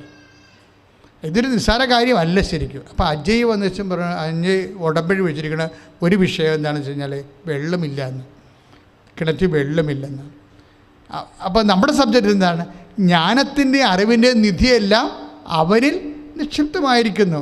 ജ്ഞാനമെന്ന് പറയുന്നത് ഇവന് വെള്ളമുണ്ടാക്കാൻ എന്താണ് മാർഗം, അതിനിവനെന്താണ് ചെയ്യേണ്ടത്, അതാണ് ജ്ഞാനം. ക്രിസ്തുവുമായി നിങ്ങൾ ഐക്യപ്പെടുമ്പോൾ ഈ ജ്ഞാനം നമുക്ക് അപ്ലോഡ് ചെയ്ത് തിരിച്ചു തരും. What you should do now. നിനക്ക് വയസ്സിപ്പോൾ 32, നിനക്ക് ജോലി കിട്ടുമ്പോൾ 40, അപ്പോൾ പിന്നെ പെണ്ണ് കിട്ടാൻ സാധ്യതയില്ല. What should you now. നീ ഇപ്പോൾ എന്ത് ചെയ്യണം? ഇത് അവന് മാത്രമല്ല, എല്ലാവർക്കും കർത്താവ് പകർന്നു കിട്ടും. എല്ലാം എന്താണ് ഇപ്പോൾ ചെയ്യേണ്ടത്, നീ ചെയ്യേണ്ടത് എന്താണെന്ന് അവിടെ ചെല്ലുമ്പോൾ നിനക്ക് അറിവ് തരുമെന്ന് കർത്താവ് പറഞ്ഞില്ലേ? അതുപോലെ ഓരോ സ്പോട്ട് ചെല്ലുമ്പോൾ ദൈവം നമുക്ക് ഈ ജ്ഞാനം എല്ലാത്തും എങ്ങനെ രക്ഷപ്പെടാൻ പറ്റും എല്ലാം ദൈവത്തിന് അറിയാം. കഴിഞ്ഞ ദിവസങ്ങളൊരു സാക്ഷ്യം ഉണ്ടായത്, അവരൊരു കമ്പനി നടത്തുകയാണ്. അതിപ്പം വലിയ കടവാണ്. കോവിഡ് വന്നപ്പോൾ ഓണർ മരിച്ചു. പക്ഷേ 15 ലക്ഷം രൂപ ആ കമ്പനിയിൽ ഇവർക്ക് ഇൻവെസ്റ്റ്മെൻ്റുണ്ട്, ഷെയറുണ്ട്. ആ ഷെയർ മാനേജറിൻ്റെ കൊടുത്തിരിക്കുകയാണ്.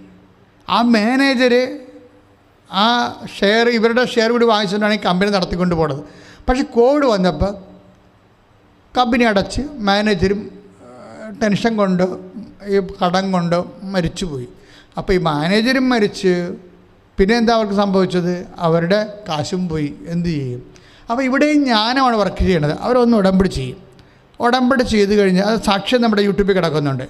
ഉടമ്പടി ചെയ്ത് കഴിയുമ്പോൾ നമ്മൾക്ക് ഒരു ജ്ഞാനമില്ല, ഇവരെങ്ങനെ രക്ഷപ്പെടും. നമ്മൾ വാവിളിച്ച് പോകും, ഇവരെങ്ങനെ രക്ഷപ്പെടാണ്? ഇവരുടെ കാശ് 10 ലക്ഷം രൂപ മാനേജറിൻ്റെ അടുത്ത് പോയാൽ അതിന് കണക്കുമില്ല. ആ കമ്പനി പൂട്ടിക്കിടക്കുകയാണ്. ഇനി ഇപ്പോൾ കോവിഡ് കാലത്ത് ഇവർക്ക് അതിനിടക്ക് ഇതും വന്നു, ഒമിക്രോണും വന്ന് പോരെ, കാശാ പോയി, പിന്നെ ഒമിക്രോണും വന്ന്, കോവിഡ് വന്ന്, മാനേജർ മരിച്ച്. ഈ ആൾ എങ്ങനെ രക്ഷപ്പെടാനാണ്? പക്ഷേ ഇതിനും എന്താണ് ജ്ഞാനത്തിൻ്റെയും ഇവരെങ്ങനെ രക്ഷപ്പെടണമെന്നുള്ള, ഇവർ രക്ഷപ്പെടാനുള്ള ഒരു ഫോർമുല ദൈവത്തിനുണ്ടാകുമല്ലോ. എല്ലാവരെയും രക്ഷപ്പെടുത്താനുള്ള ഫോർമുല ദൈവത്തിൻ്റെ കയ്യിലുണ്ട് എന്നുള്ളതിൻ്റെ അടയാളമാണ് കുരിശ്. കാര്യം ലോകം മുഴുവനും പാപത്തിൽ അകപ്പെട്ടു പോയാലും അതിനെ രക്ഷപ്പെടുത്താൻ വേണ്ടി ദൈവത്തിൻ്റെ കയ്യിൽ ഫോർമുല ഉണ്ട്. അതാണ് കുരിശെന്ന് പറയുന്നത്. അപ്പോൾ അതുപോലെ തന്നെ അത് എൻറ്റയർ ഗ്ലോബ് യൂണിവേഴ്സലായിട്ടാണ് അങ്ങനെ ഒരു ഫോർമുല സൊല്യൂഷൻ ഉണ്ടെങ്കിലും നിൻ്റെ ജീവിതത്തിൽ നിനക്ക് വേണ്ടി മാത്രം നീ രക്ഷപ്പെടാൻ, നിൻ്റെ കുടുംബം രക്ഷപ്പെടാൻ, നിൻ്റെ മക്കൾ രക്ഷപ്പെടാൻ വേണ്ടി മാത്രം ദൈവത്തിൻ്റെ അടുത്ത് ജ്ഞാനമുണ്ട്. അതാണ് കൊളോസ്യസ് 3:2-3 ജ്ഞാനത്തിൻ്റെയും അറിവിൻ്റെയും നിധി അവനിലാണ് ഒളിഞ്ഞു കിടക്കുന്നത്, അവൻ ഒളിഞ്ഞു കിടക്കുന്നു. അപ്പോൾ ഈ മസ്റ്റ് ഡിഗ് ഇറ്റ്, അതായത് വെറുതെ ചെന്ന ജ്ഞാനത്തിൻ്റെയും അറിവിൻ്റെയും നിധി അലമാരി ഇരിക്കണം എന്നല്ല പറയണത്, ഒളിഞ്ഞു കിടക്കണം എന്നാണ് പറയണത്. അപ്പം നമ്മൾ പ്രാർത്ഥന കൊണ്ടും കമ്മിറ്റ്മെൻറ്റ് കൊണ്ടും നമ്മളിത്, ഈ സ്ത്രീ അങ്ങനെ ഒരു സ്ത്രീയാണ്. അവർ പറഞ്ഞ അമ്മയെടുത്ത് ഇതിനൊക്കെ വഴിയുണ്ട്, അമ്മ ഈശോയോട് ചോദിച്ച് എന്നെ സഹായിക്കണം, എനിക്കാരുമില്ല ഇത് പറഞ്ഞു തരാനും തിരക്കാനും ഒക്കെ. ഇതാണ് ഡയലോഗ് എന്ന് പറയണത്. അത് തന്നെയാണ് ഈ അജി തോമസും ചെയ്തത്. എനിക്ക് വയസ്സ് 32, ഞാൻ പുറത്തിറക്കുമ്പോൾ 40 വയസ്സ്. അപ്പം പെണ്ണ് കെട്ടുവന്നൊന്നും എനിക്കറിയാൻ പറ്റില്ല. നീ അത് തീരുമാനിക്കണം. പക്ഷേ ഇവർക്ക് രണ്ടുപേർക്കും ദൈവത്തോട് ഡയലോഗ് ചെയ്യാനുള്ള അധികാരമുണ്ട്. ഈ അധികാരം ഇവരെങ്ങനെ ഒപ്പിച്ചെന്ന് നമ്മൾ അറിയണം. അധികാരം എന്ന് പറയുന്നത് ഇതിൻ്റെ ഒരു ഭാഗമാണ്. ആത്മബന്ധം കുറച്ച് കഴിയുമ്പോൾ അധികാരമായിട്ട് മാറും. ആത്മബന്ധമായിട്ടാണ് നമ്മൾ തുടങ്ങേണ്ടത്. വിശ്വാസത്തിൽ അങ്ങനെ ഒരു പ്രത്യേകത ഉണ്ട്. ആദ്യം ഒരു അവിശ്വാസമായിരിക്കും ഉണ്ടാകുന്നത്, പിന്നെ വിശ്വാസം, പിന്നെ അതിജീവിത വിശ്വാസമുണ്ട്.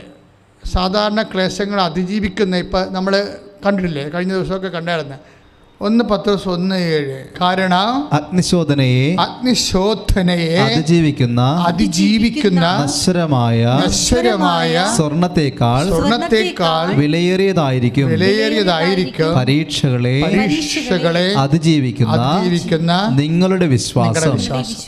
അതായത് ഒരു പരീക്ഷയെ നമ്മുടെ വിശ്വാസം അതിജീവിച്ചാൽ അതിന് പിന്നെ അതിൻ്റെ മൂല്യം കൂടും. അതാണ് അതിജീവിത വിശ്വാസം എന്ന് പറയുന്നത്. ഒരു പരീക്ഷയെ നമ്മൾ അതിജീവിച്ചെന്ന് വിചാരിച്ചോ, പലതരത്തിലുള്ള പരീക്ഷകൾ നമുക്കുണ്ടാകും. ചിലപ്പോൾ നമ്മൾ പുണ്യമൊക്കെ ചെയ്ത് ജീവിക്കുന്ന ആൾക്കാരായിരിക്കും, പക്ഷെ നമുക്ക് രോഗങ്ങൾ, നല്ല നിർണായകമായ സമയത്ത് നമുക്ക് രോഗങ്ങൾ വരും. ചിലർക്ക് ചില പരീക്ഷ എഴുതാൻ പറ്റാതെ വരും. ചിലർക്ക് ചില കല്യാണം തന്നെ കപ്പിനും ചുണ്ടിനും ഇടയ്ക്ക് വെച്ച് കല്യാണം വിട്ടുപോകും. അപ്പോൾ നമ്മൾ ഇത്രയും പ്രാർത്ഥിച്ച് ഒരുങ്ങി മനസ്സമ്മതം നടത്തി എല്ലാവരും അറിയിച്ചിട്ട് ഇപ്പോൾ കല്യാണം വിട്ടുപോയാൽ പിന്നെ അവർ പ്രാർത്ഥിക്കത്തില്ല. അതാണ് പരീക്ഷ എന്ന് പറയുന്നത്. ഞാൻ ഇത്രയും കപ്പിനും ചുണ്ടിനും വന്ന കല്യാണം വിട്ടുപോയില്ല, ഇനി എന്നായി, അത് ദൈവത്തിന് വിളിക്കാനാണ്, ഞാൻ നിർത്തിയെന്ന് പറയും. അതാണ് പരീക്ഷ എന്ന് പറയുന്നത്. പക്ഷേ ഇങ്ങനെ ഒരു പരീക്ഷ ഉൾപ്പെട്ടെങ്കിലും നീ പിന്നെ അതിനെ അതിജീവിച്ച് വിശ്വാസം പ്രഖ്യാപിച്ചാൽ നിൻ്റെ വിശ്വാസത്തിന് മൂല്യം ഉണ്ടാകും. അതിജീവിത വിശ്വാസം. അതായത് എപ്പോഴും നമ്മൾ ശ്രദ്ധിക്കേണ്ട ഇതാണ്, എന്തെങ്കിലും നമ്മൾക്ക് അർഹമായ കാര്യങ്ങൾ, പ്രാർത്ഥനയുണ്ട്, അല്ലെങ്കിൽ അത് അർഹമായ കാര്യങ്ങൾ കിട്ടേണ്ടതാണ്. നമുക്ക് അർഹമായത് കിട്ടാതിരിക്കുകയും അനർഹർക്ക് അത് കിട്ടുകയും ചെയ്യുമ്പോൾ നമുക്ക് ഒരു വിഷമമുണ്ടാകും. അപ്പോൾ വിഷമമുണ്ടാകുന്ന സ്വാഭാവികമാണ്. പക്ഷെ അത് പ്രാർത്ഥനയെ ബാധിക്കുന്നില്ല എങ്കിൽ നിൻ്റെ വിശ്വാസം അതിജീവിച്ച വിശ്വാസമാണ്. പറഞ്ഞ മനസ്സിലായില്ലേ? നിനക്ക് അർഹമായത് കിട്ടിയില്ല, അനർഹരായിട്ടുള്ള ആൾക്കാർക്ക് അത് കിട്ടി. അത് സ്വാഭാവികമായിട്ട് ഈ ലോകത്ത് നടക്കുന്ന കാര്യമാണ്. പക്ഷെ അത് നിൻ്റെ പ്രാർത്ഥനയെ ബാധിച്ചിട്ടില്ലെങ്കിൽ എന്നാത്തിന് പ്രാർത്ഥിക്കാൻ അപ്പോൾ ആദ്യം ഇതില്ല. പിന്നെ ലോകത്ത് പ്രാർത്ഥിക്കുന്നവരൊക്കെ രക്ഷപ്പെട്ടത്. എൻ്റെ അവസ്ഥ ഇത് തന്നെ കണ്ടില്ല. എനിക്കൊക്കെ അറിയാമല്ലോ, ഞാൻ പള്ളിയിൽ നിന്ന് മാറാൻ നടക്കുന്ന ആളാണ്. പക്ഷേ എന്നാ പറ്റി, ഇപ്പം നമുക്ക് ഭാവി ചെന്നേരം പാതാടാളെന്ന് പറഞ്ഞാൽ പട്ടി എന്ന സ്ഥലത്ത് പടിവാതിൽ തുറക്കണമെന്ന് പറഞ്ഞ പോലെ അവസ്ഥയാണ്. നാട്ടുകാരുടെ കുറേ വർത്തമാനങ്ങളൊക്കെ ഉണ്ടല്ലോ. എന്തെങ്കിലും ഇവർക്കിട്ടൊന്ന് കർത്താവ് തോണ്ടിയാൽ മതി, അപ്പോൾ വായിന്ന് പഴമൊഴി തന്നെ കാണാം, ഭാവി ചെന്നേരം പാതാളം, ഇങ്ങനെയൊക്കെ പറഞ്ഞ് ദൈവത്തിനെ ആക്കിക്കളയും. ഇവിടെയാണ് വിഷയം വരുന്നത്. ചില ആൾക്കാർ മിണ്ടത്തില്ല. കർത്താവ് ഇതിനേക്കാളും ഇതെങ്ങനെ സെറ്റ് ചെയ്യണമെന്ന് എൻ്റെ ദൈവത്തിന് അറിയാം. അവരുടനെ അതിൽ വിശ്വാസം പ്രഖ്യാപിക്കും. അതാണ് അതിജീവിത വിശ്വാസം എന്ന് പറയണത്. അതായത് ഇഷ്യൂസ് വന്നു, നമുക്ക് ന്യായമായി കിട്ടേണ്ടത് നമുക്ക് കിട്ടിയില്ല, പക്ഷേ ഒരു പ്രാർത്ഥനയില്ലാത്ത ആൾക്കാർക്ക് അത് കിട്ടുകയും ചെയ്തു, നമ്മളത് കാണുകയും ചെയ്താണ്. അവരുടെ പത്രാസ് നമ്മൾ കാണുകയും ചെയ്യുമ്പോൾ നമുക്കൊരു കുലുക്കവുമില്ല. നമ്മൾ വിശ്വാസം പ്രഖ്യാപിക്കണമെങ്കിൽ ആ വിശ്വാസത്തിന് മൂല്യം ഉണ്ടാവും. ഈ മൂല്യം ഉള്ള വിശ്വാസം കൂടുന്നതനുസരിച്ചുകൊണ്ട് ആധികാരികത വളരും. ആധികാരികത എന്ന് പറയണത് ഇപ്പോൾ ഇവർ തന്നെ ഒരു ഐജി തോമസ് എന്താ ചെയ്യുന്നത്, കർത്താവിനോട് സംസാരിക്കുകയാണ്. 32 വയസ്സായല്ലോ, ഇനി 40 വയസ്സിലാണ് ഞാൻ പാസ് ഔട്ട് ആകണമെങ്കിൽ എനിക്ക് പെണ്ണ് കിട്ടുമോ, എനിക്ക് ജോലി അപ്ലൈ കിട്ടണമെന്നുണ്ടെങ്കിൽ പിന്നെ എത്ര കാലം കൂടി ജീവിക്കാൻ പറ്റുമായിരിക്കും. അപ്പോൾ നിൻ്റെ ജീവൽ പ്രശ്നങ്ങൾ നീ നിൻ്റെ സൃഷ്ടാവുമായിട്ട് നീ ഷെയർ ചെയ്യേ. അത് ഷെയർ ചെയ്യണത്, ഇവനത് ഷെയർ ചെയ്താൽ ദൈവം കേൾക്കും. എന്താ കാര്യം വെച്ചാൽ ഇവൻ റിലേഷൻസ് ഉണ്ട്. അതാണ് വിഷയം. ഉടമ്പടി എന്ന് പറയണത് റിലേഷൻ ഇല്ലാത്തവർക്ക് റിലേഷൻ ഉണ്ടാക്കുകയും ഉള്ള റിലേഷൻ ബൂസ്റ്റ് ചെയ്യുകയും ചെയ്യണതിനാണ് ഉടമ്പടി വെച്ചിരിക്കുന്നത്. ഉടമ്പടിയുടെ പ്രേരണ പ്രശ്നം അതാണ്. റിലേഷൻ ഇല്ലാത്ത ആൾക്കാർ ഇതോടുകൂടി റിലേഷനിലാകും ദൈവവുമായിട്ട്. റിലേഷൻ ഉള്ളവരുടെ റിലേഷൻ ബൂസ്റ്റ് ചെയ്യപ്പെടും. അതാണ് അജീവ് ചെയ്തിരിക്കുന്നത്. അവന് പെട്ടെന്ന് കർത്താവ് നമുക്ക് കൊളോസ്യസ് 2:3 അനുസരിച്ചുകൊണ്ട് ജ്ഞാനത്തിൻ്റെ അറിവിൻ്റെയും നിധി അവനല്ലേ ഒളിഞ്ഞു കിടക്കുന്നത്. ഇവനെ രക്ഷപ്പെടുത്താനുള്ള മാർഗം കർത്താവിൻ്റെ കയ്യിലുണ്ടല്ല. കർത്താവിനോട് പറഞ്ഞ് നീ ജർമ്മൻ ടെസ്റ്റ് എഴുതിക്കൊള്ളാൻ പറഞ്ഞു, B2 ടെസ്റ്റ് എഴുതാൻ പറഞ്ഞു. അപ്പോഴവൻ പറഞ്ഞില്ല, അവൻ ഇപ്പോൾ എനിക്ക് 2 മാസത്തിൽ ഈ വർഷത്തിലാണ് 2 വർഷത്തിനുള്ളിൽ ജോലി സെറ്റാകും. ജർമ്മനി എനിക്ക് ജോലി ശിക്ഷ. അപ്പോൾ 6 വർഷം എൻ്റെത് കുറഞ്ഞ്, 6 അല്ല 8 വർഷം കുറഞ്ഞ്. എന്നിട്ട് അജയ് എങ്ങോട്ടാണ് പോണത് ഇത് പറഞ്ഞുകൊണ്ട്? ഉടമ്പടി സമയ ചുരുക്കത്തിൻ്റെ പ്രാർത്ഥനയാണ്. എൻ്റെ 40 വയസ്സ് കർത്താവ് 34 ചുരുക്കി തന്നു. അത് പറയാൻ വേണ്ടിയാണ് ഇവർ ഇത്രയും പറയണത്. എന്ന് വെച്ചാൽ ജീവിതത്തിൽ സംഭവിക്കുന്ന ഓരോ വിഷയവും ദൈവവുമായിട്ട് ബന്ധപ്പെടുത്തിയാണ് ഈ സംഭവം സംസാരിക്കുന്നത്. അല്ല ഇതൊക്കെ ആനുഷംഗികമായിട്ട് ആക്സിഡൻ്റലായിട്ട് സംഭവിച്ചതെന്നല്ല പറയണത്. ഇതെല്ലാം ബോധമുണ്ട് അവന്. കാര്യം ഇതെല്ലാം ക്രിസ്തു എന്ന് പറയുന്നൊരു ബോധത്തിൽ നിന്നുകൊണ്ടാണ്, ആക്സസിൽ നിന്നുകൊണ്ടാണ് വിഷയങ്ങളെ അവൻ സമീപിക്കുന്നത്. ഇതൊരു വിശ്വാസി ദൈവവുമായിട്ടുള്ള ഒരു ബന്ധമാണ്. അപ്പോൾ പെട്ടെന്ന് സെറ്റ് ചെയ്ത് കഴിയുമ്പോൾ ഈ അമ്മയും മകനും കൂടി പ്രത്യക്ഷിക്കുന്ന പ്രാർത്ഥന ചൊല്ലുകയാണ്. അപ്പോൾ പരിശുദ്ധാത്മാവ് പറഞ്ഞ് ഇത് 7 നിങ്ങളെ മുറി നിന്നുകൊണ്ട് കിണറ്റിൽ വെള്ളമില്ലാത്തതിന് മുറിയിൽ നിന്നുകൊണ്ട് പ്രാർത്ഥിക്കുന്നവരെ കിണറ്റിൽ പോയിരുന്നുകൊണ്ട് അതിൻ്റെ ചുറ്റും ജെറീക്കോ പ്രാർത്ഥനയെല്ലാം പറഞ്ഞു. ഉടനെ അമ്മയും മകനും കൂടി ജെറീക്കോ പ്രാർത്ഥനയെല്ലാം പറഞ്ഞു. വെള്ളമില്ലാത്ത 400 അടി താഴെ അടിച്ചുള്ള കിണറാണ്. അതിൻ്റെ ചുറ്റും പോയിരുന്നുകൊണ്ട് ഇവർ ജെറീക്കോ പ്രാർത്ഥന ചൊല്ലിക്കൊടുക്കുകയാണ്. ചൊല്ലിക്കഴിഞ്ഞപ്പോൾ ഒരു പ്രാവശ്യം ചൊല്ലി അങ്ങനെ വീണ്ടും വന്ന് ഇവർ പിറ്റേ ദിവസം പ്രത്യക്ഷീകരണ പ്രാർത്ഥന. പിന്നെ അവർ പ്രത്യക്ഷീകരണ പ്രാർത്ഥന ചെല്ലണത്. പ്രത്യക്ഷീകരണ പ്രാർത്ഥന എന്ന് പറയുമ്പോൾ പെട്ടെന്ന് തീരും, നന്നായിട്ട് സമാധാനം എടുത്ത് ചെല്ലാൻ പറ്റും. അപ്പോൾ അതുകൊണ്ട് അമ്മയും പ്രത്യക്ഷീകരണ പ്രാർത്ഥന തന്നെയായാലും പ്രത്യക്ഷീകരണ പ്രാർത്ഥനയ്ക്ക് മാതാവിൻ്റെ പ്രത്യക്ഷീകരണവുമായിട്ട് ബന്ധപ്പെട്ടാണ് ഈ ഉടമ്പടി പോലും വന്നിരിക്കുന്നത്. ഉടമ്പടി ഇത്രയും അനുഗ്രഹങ്ങൾ ആൾക്കാരെ കിട്ടാൻ കാരണം പ്രത്യക്ഷീകരണത്തെ സ്ഥിരീകരിക്കാൻ വേണ്ടിയുള്ള ദൈവിക നടപടികളാണ്. അപ്പോൾ ഉടമ്പടിയിൽ നീ വെച്ചിരിക്കുന്ന ഉടമ്പടിയിൽ നിനക്ക് ഹെവി ഡ്യൂട്ടിയുള്ള അനുഭവങ്ങൾ കിട്ടേണ്ടത് നമ്മുടെ മാത്രം കാര്യമല്ല, ദൈവത്തിൻ്റെ കൂടി കാര്യമാണ്. എന്താണ്? അമ്മ മാതാവിൻ്റെ പ്രത്യക്ഷീകരണം സ്ഥിരീകരിക്കാനും സഭ അത് പഠിക്കാനും ഈ സാക്ഷ്യമാണ് സഹായിക്കേണ്ടത്. അതുകൊണ്ടാണ് വലിയ വലിയ കാര്യങ്ങൾ കർത്താവ് ഉടമ്പടി വഴി ചെയ്തുകൊണ്ടിരിക്കേണ്ട കാര്യം ഇതാണ്. അപ്പോൾ അജയ് എന്ത് വെച്ചാൽ അജയ് പ്രത്യക്ഷീകരണ പ്രാർത്ഥന ചൊല്ലി. പ്രത്യക്ഷീകരണ പ്രാർത്ഥന എന്താ ചെയ്യണത്? അമ്മയും മകനും കൂടി എല്ലാ ദിവസവും കിണറിൻ്റെ ചുറ്റും പോയി പ്രത്യക്ഷീകരണ പ്രാർത്ഥന ചൊല്ലും. ഇത് എവിടുന്ന് പറഞ്ഞു കൊടുത്തു? ആര് പറഞ്ഞു കൊടുത്തു? ജോസഫച്ച പറഞ്ഞു കൊടുത്താ? ഞാനവനെ കണ്ടിട്ട് കൂടിയില്ല. പിന്നെ ഇവിടുത്തെ കൗൺസിലേഴ്സ് പറഞ്ഞു കൊടുത്താ? ഇല്ല. കൗൺസിലേഴ്സ് കോമൺ തിങ്സേ പറയത്തുള്ളൂ. പർട്ടിക്കുലർ തിങ്സ് എങ്ങനെ വരുന്നതാണ്? പരിശുദ്ധാത്മാവ് പറഞ്ഞു കൊടുക്കുന്നതാണ്. ഇതാണ് കൊളോസ്യസ് 2:3. ജ്ഞാനത്തിൻ്റെയും അറിവിൻ്റെയും നിധികൾ അവന് നിക്ഷിപ്തമായിരിക്കുന്നു. ഈ ജ്ഞാനമാണ് ഇവന് കൈമാറി കൊടുത്തിട്ട് പറയുന്നത്, നീ ഇത് രക്ഷപ്പെടാനുള്ള മാർഗം എന്താണ്? കിണറ്റിന് ചുറ്റും പോയി പ്രത്യക്ഷീകരണ പ്രാർത്ഥന ചൊല്ലുക.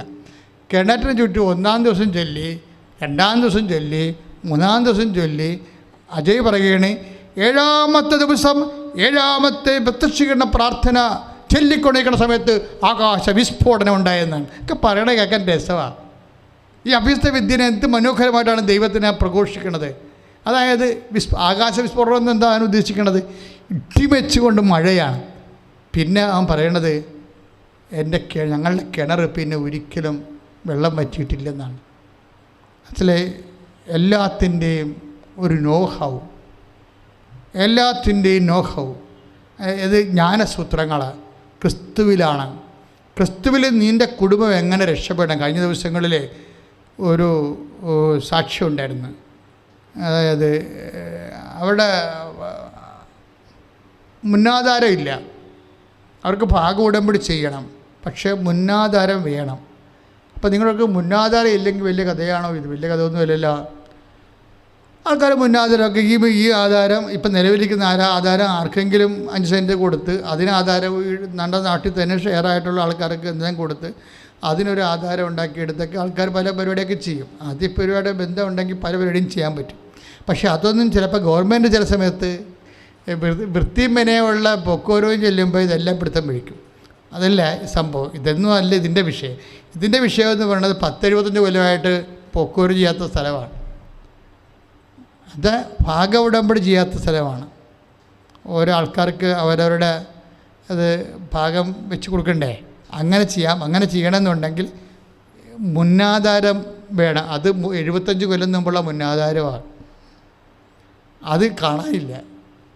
പല വീട്ടുകാരൊക്കെ ഇല്ല, തറവാട്ടിൽ നിന്നൊക്കെ ഓരോരുത്തർ പോകുമ്പോൾ മാറി മാറി താമസിക്കുമ്പോൾ ഓരോ അണ്ണന്മാരുടെ കയ്യിലാകും. ആ അണ്ണന്മാരെ മരിച്ചു പോകുമ്പോൾ അവരുടെ ജീവിത പങ്കാളികൾ വേറെ വല്ല നാട്ടിൽ നിന്ന് കെട്ടി വന്നായിരിക്കും. അവർക്ക് മുന്നാധാരം എന്താണ് പിന്നാധാരം എന്താണെന്നൊക്കെ അവർക്കൊരു പിടി കിട്ടുക. ചിലപ്പോൾ എലിയും കുറണ്ട് കാണാം. അപ്പോൾ ഇങ്ങനെയൊക്കെ ഉള്ള കേസ് കെട്ടാണ്. അപ്പോൾ അതുകൊണ്ട് ഭാഗോടമ്പടി നടക്കാത്ത കാരണം ആ തറവാട്ടിൽ താമസിക്കുന്നവർക്ക് വീട് വിൽക്കാനോ വീട് വെക്കാനോ ലോൺ എടുക്കാനോ ഒന്നും പറ്റത്തില്ല. വെറുതെ ഉറഞ്ഞ തറവാട്ടിൽ മുടിഞ്ഞ ജീവിതമായിട്ട് നടക്കുകയാണ്. അപ്പോൾ അമ്മയുടെ അടുത്ത് കൊണ്ട് അമ്മയെ തറവാട്ടിൽ ഭാഗോടമ്പടി ചെയ്യാൻ പറ്റണില്ല, മുന്നാധാരം ഇല്ലാത്ത കൊണ്ട് ഒന്നും നടക്കണില്ല. അപ്പൂപ്പന്മാരുടെ കാലം തൊട്ട് മുന്നാധാരം തിരക്കനായിട്ട് കേട്ടു, ഇന്നുവരെ കിട്ടിയിട്ടില്ലെന്ന് പറഞ്ഞുകൊണ്ട് ഉടമ്പടി വെച്ചു. ഉടമ്പടി വെച്ച് ഒറ്റ ആഴ്ചക്കുള്ളിൽ മുന്നാധാരം കിട്ടി. അത് സാക്ഷ്യമാണ് ഇപ്പോൾ കിടക്കുന്നത്. നിങ്ങൾ വായിച്ച് നോക്കിയാൽ മതി.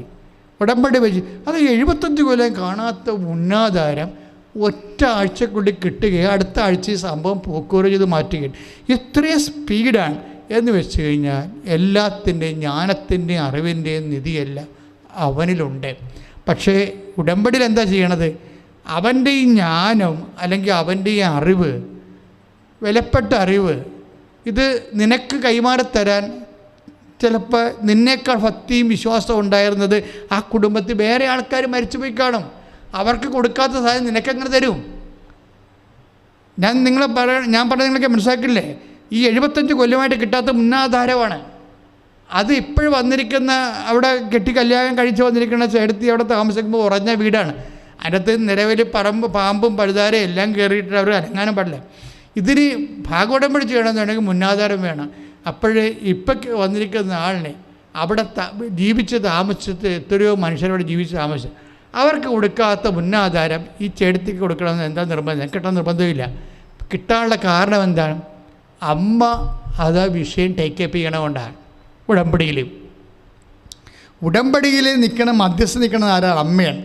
അമ്മ ഈ വിഷയത്തിൽ ടേക്കപ്പ് ചെയ്യുമ്പോൾ ഏതെങ്കിലും വിധേന ആ മുന്നാധാരം ഇവിടെ മുന്നിലേക്ക് അമ്മ എത്തിക്കും. പക്ഷേ ഇത്രയും വലിയൊരു സംഭവമാണ് ഉടമ്പടി എന്നുള്ളത് ബോധം വെച്ചാണ്. അതുകൊണ്ടാണ് ഞാൻ പറഞ്ഞത് എപ്പോഴും ഈ ഉടമ്പടി ധ്യാനം അപ്ഡേഷൻ ചെയ്ത് എല്ലാ ചൊവ്വാഴ്ചയും നിങ്ങൾ ഉടമ്പടി ധ്യാനം കൂടി ഷെയർ ചെയ്യണം.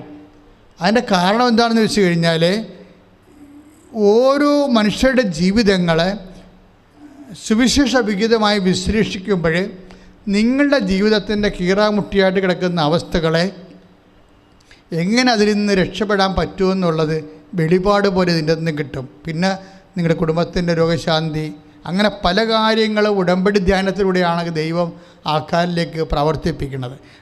ഇപ്പോഴെന്താ പ്രശ്നം വെച്ച് കഴിഞ്ഞാൽ, ഈ മനുഷ്യന് ഉടമ്പടിയിൽ എന്തെല്ലാം കാര്യങ്ങളാണ് നടന്നത്? വെള്ളം, ജോലി.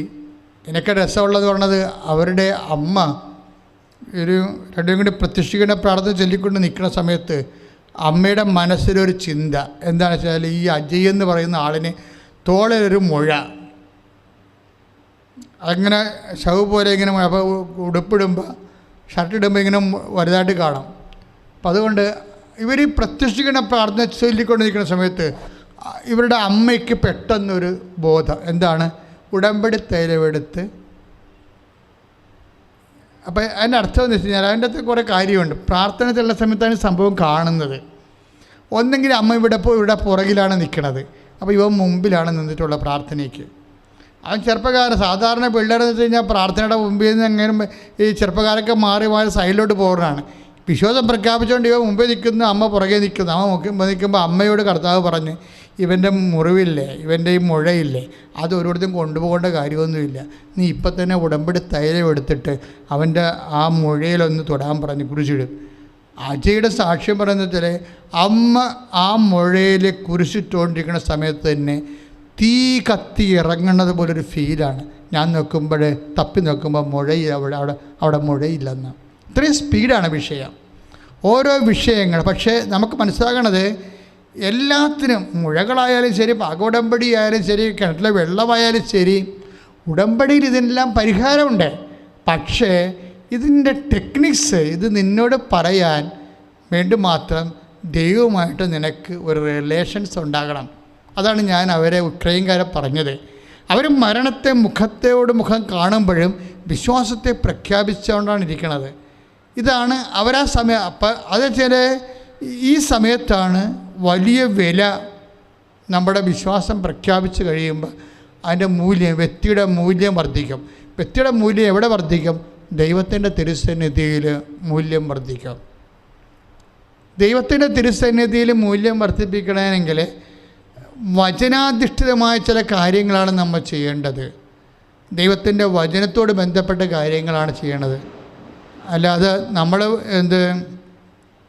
ഇപ്പോൾ മൂല്യം വർദ്ധിപ്പിക്കാൻ പറ്റുന്ന രീതിയിൽ, ഇപ്പോൾ മാർത്ത കർത്താവിനെ ഒത്തിരിയേറെ സ്നേഹിക്കുന്നുണ്ട്, അതൊക്കെ ശരിയാണ്. ഭക്ഷണം കൊടുക്കുന്നുണ്ട്, അതൊക്കെ ശരിയാണ്. പലതരം കറി കൊടുക്കണമെന്ന് ആഗ്രഹമുണ്ട്. പക്ഷേ ഇതൊന്നും കൗണ്ട് ചെയ്യണില്ല കർത്താവ്. ഇതൊക്കെ ആവശ്യമുള്ളതായിട്ട് പറയണില്ല. ദൈവത്തിന് വേണ്ടി നമ്മൾ എന്തെങ്കിലും ചെയ്യുമ്പോൾ ദൈവത്തിന് കൂടി അത് ആവശ്യമുള്ളതായിട്ട് തോന്നണം. അതുകൊണ്ടാണ് 10:42 ലൂക്കാസ് വിശേഷം പറയണത്, മാർത്ത നീ വലിയ പല കാര്യങ്ങളെക്കുറിച്ച് നീ ഉത്കണ്ഠാകുലയാണ്, ആവശ്യമുള്ള കാര്യം ഒന്ന് മാത്രമേ ഉള്ളെന്ന്. മറിയം ആ നല്ല ഭാഗം തിരഞ്ഞെടുത്തെന്ന് പറയുമ്പോൾ നമ്മളെപ്പോഴും ചെയ്യേണ്ടത്, മൂല്യമുള്ള കാര്യങ്ങൾ ചെയ്യണമെങ്കിൽ വചനാധിഷ്ഠിതമായ കാര്യങ്ങളാണ് നമ്മൾ ചെയ്യേണ്ടത്. വചനത്തിന് സാക്ഷ്യം വഹിക്കുക, വചനമനുസരിച്ചുകൊണ്ട് നമ്മൾ ജീവിതത്തിൽ സാക്ഷ്യം വഹിക്കുക. ക്രിസ്തുവിനെ ഒരു നിധിയായിട്ട് കണ്ടില്ലെങ്കിൽ വേറെ പലതിനെയും നമ്മൾ നിധിയായിട്ട് കാണേണ്ടി വരും. That is my point. ഞാനിത് പറയാൻ ഉദ്ദേശിച്ചത് എന്തുകൊണ്ടാണ്? കൊളോസ്യസ് 2:3 എന്ന് വെച്ച് കഴിഞ്ഞാൽ ക്രിസ്തു ഒരു നിധിയാണ്. ഇപ്പം നമ്മൾ 2:3 എന്താ പറയണത്? ജ്ഞാനത്തിൻ്റെയും അറിവിൻ്റെയും നിധികൾ അവനിലാണ് ഒളിഞ്ഞിരിക്കുന്നത്. അപ്പം ക്രിസ്തു നിധിയാണെന്ന് തോന്നണം, അല്ലെങ്കിൽ വേറെ പലതും നിധിയാണെന്ന് നമുക്ക് തോന്നേണ്ടി വരും. ക്രിസ്തു നിധിയാണെന്ന് നമുക്ക് തോന്നണം. അതാണ് നമുക്ക് കിട്ടുന്ന ബോധ്യം എന്ന് പറയുന്നത്. അതാണ് നമ്മുടെ സ്വത്തെന്ന് പറയണത്. ക്രിസ്തു നിധിയാണെന്നുള്ളത് ഒരു ബോധ്യമാണ്. അതാണ് സ്വത്തെന്നാണ് കൊളോസ്യസ് 2:2 പറയണത്. അപ്പോൾ നമ്മൾ ധനവാനാണെന്ന് പറഞ്ഞാൽ ക്രിസ്തു നിധിയായിട്ട് ആർക്ക് തോന്നുന്നു അവനാണ് ധനവാൻ. ശ്രദ്ധിക്കട്ടെ, ആരാധന, ഹല്ലേലൂയ, ഹല്ലേലൂയ, ഹല്ലേലൂയ, യേശുവേ ആരാധന, ആരാധന, ആരാധന, ഹല്ലേലൂയ, യേശുവേ ആരാധന, ആരാധന, യേശുവേ ആരാധന, ആരാധന, ആരാധന, ഹല്ലേലൂയ, ഹല്ലേലൂയ, ഹല്ലേലൂയ, യേശുവേ പരമദിവ്യകാരുണ്യത്തിന് ആരാധനയും സ്തുതിയും പുകഴ്ചയും ഉണ്ടാകട്ടെ.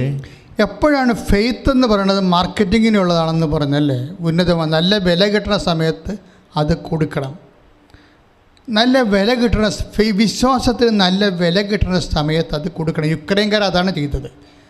അവർ മരണത്തെ മുഖാമുഖം കാണുന്ന സമയത്താണ് അവർ പള്ളിയിൽ ചെന്ന് കുമ്പസാരക്കൂട്ടി മുട്ടുകുത്തി നിൽക്കുന്നത്. അവർ മരണത്തെ മുഖാമുഖം കാണുന്ന സമയത്താണ് നിലവറയിൽ ഓർഡർ ചെയ്യണം പരിശുദ്ധ കുർബാന കൊണ്ടുവരാൻ. അല്ലാതെ ലഞ്ച് കൊണ്ടുവരാനല്ല ഓർഡർ ചെയ്യണത്, പരിശുദ്ധ കുർബാന കൊണ്ടുവരാൻ ഓർഡർ ചെയ്യുക. അപ്പോൾ ഫെയ്ത്ത് നല്ല അത് പ്രഖ്യാപിക്കാൻ ഏറ്റവും കൂടുതൽ പ്രതികൂലമായ സാഹചര്യങ്ങളിൽ ഫെയ്ത്ത് അവർ സെയിൽ ചെയ്യാണ്, ഫെയ്ത്ത് അവരെ പ്രഖ്യാപിക്കുകയാണ്. വിശ്വാസം എന്ന് പറഞ്ഞാൽ വിശ്വാസ കൈമാറ്റം എന്ന് പറയുന്നത് വിശ്വാസം പ്രഖ്യാപിക്കുന്നതിലൂടെ നടക്കുന്നത്. ഫെയ്ത്ത് കൊടുക്കുക വിൽക്കുക എന്നൊക്കെ ഞാൻ പറഞ്ഞതിൻ്റെ ഉദ്ദേശം ഫെയ്ത്ത് വിശ്വാസം പ്രഖ്യാപിക്കുകയാണ്. ഈ വിശ്വാസം പ്രഖ്യാപിക്കുന്നതനുസരിച്ചിട്ട് നമ്മുടെ മൂല്യം വർദ്ധിക്കും.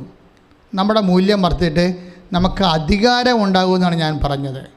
അതിജീവിത വിശ്വാസത്തിൽ നിന്ന് അധികാരം ഉണ്ടാകും ദൈവത്തോട്. ഇപ്പം നമുക്ക് ഇപ്പം നമ്മുടെ കയ്യിലുള്ള കാര്യങ്ങൾ പോലെയായിരിക്കും. ഇപ്പം നിങ്ങളുടെ പഠനം, നിങ്ങളുടെ ആരോഗ്യം, നിങ്ങളുടെ സൗഖ്യം, അധികാരം വെച്ച് കഴിഞ്ഞ് നിങ്ങളൊക്കെ വിശ്വാസ അധികാരം പ്രാപിച്ചാൽ അത് നിങ്ങളുടെ കയ്യിലിരിക്കണ പോലെ തോന്നും. നിങ്ങളുടെ കയ്യിലുള്ള പോലെ, എൻ്റെ കർത്താവിൻ്റെ കയ്യിലുള്ളത് നിങ്ങളുടെ കയ്യിലുള്ളത് പോലെ ആശയപരമായിട്ട് പറയാമെങ്കിലും അനുഭവത്തിൽ അങ്ങനെ തോന്നണമെന്നില്ല.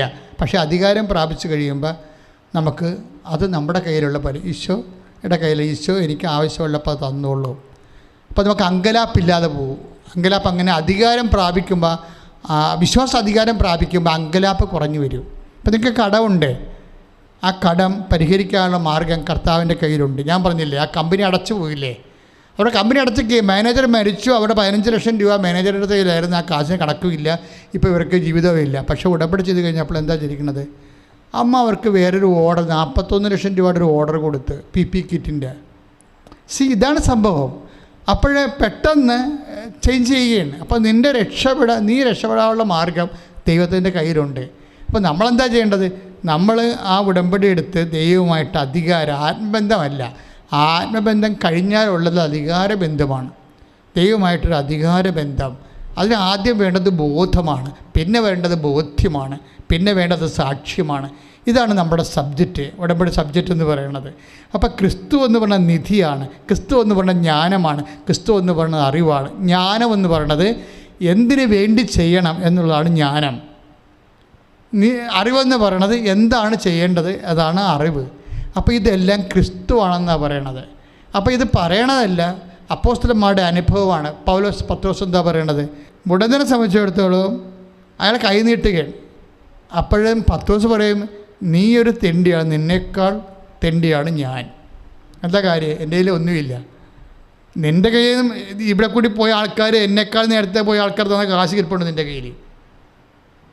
ഓരോ ധർമ്മക്കാരും നമ്മൾ മരിക്കുമ്പോൾ ആൾക്കാർ പറയണത് 5 ലക്ഷം രൂപയൊക്കെ ബെഡിൻ്റെ അടി ഇരിക്കണം എന്നാണ് പറയണത്. അതാണ് മുടന്തൻ്റെ അവസ്ഥ, അതാണ്.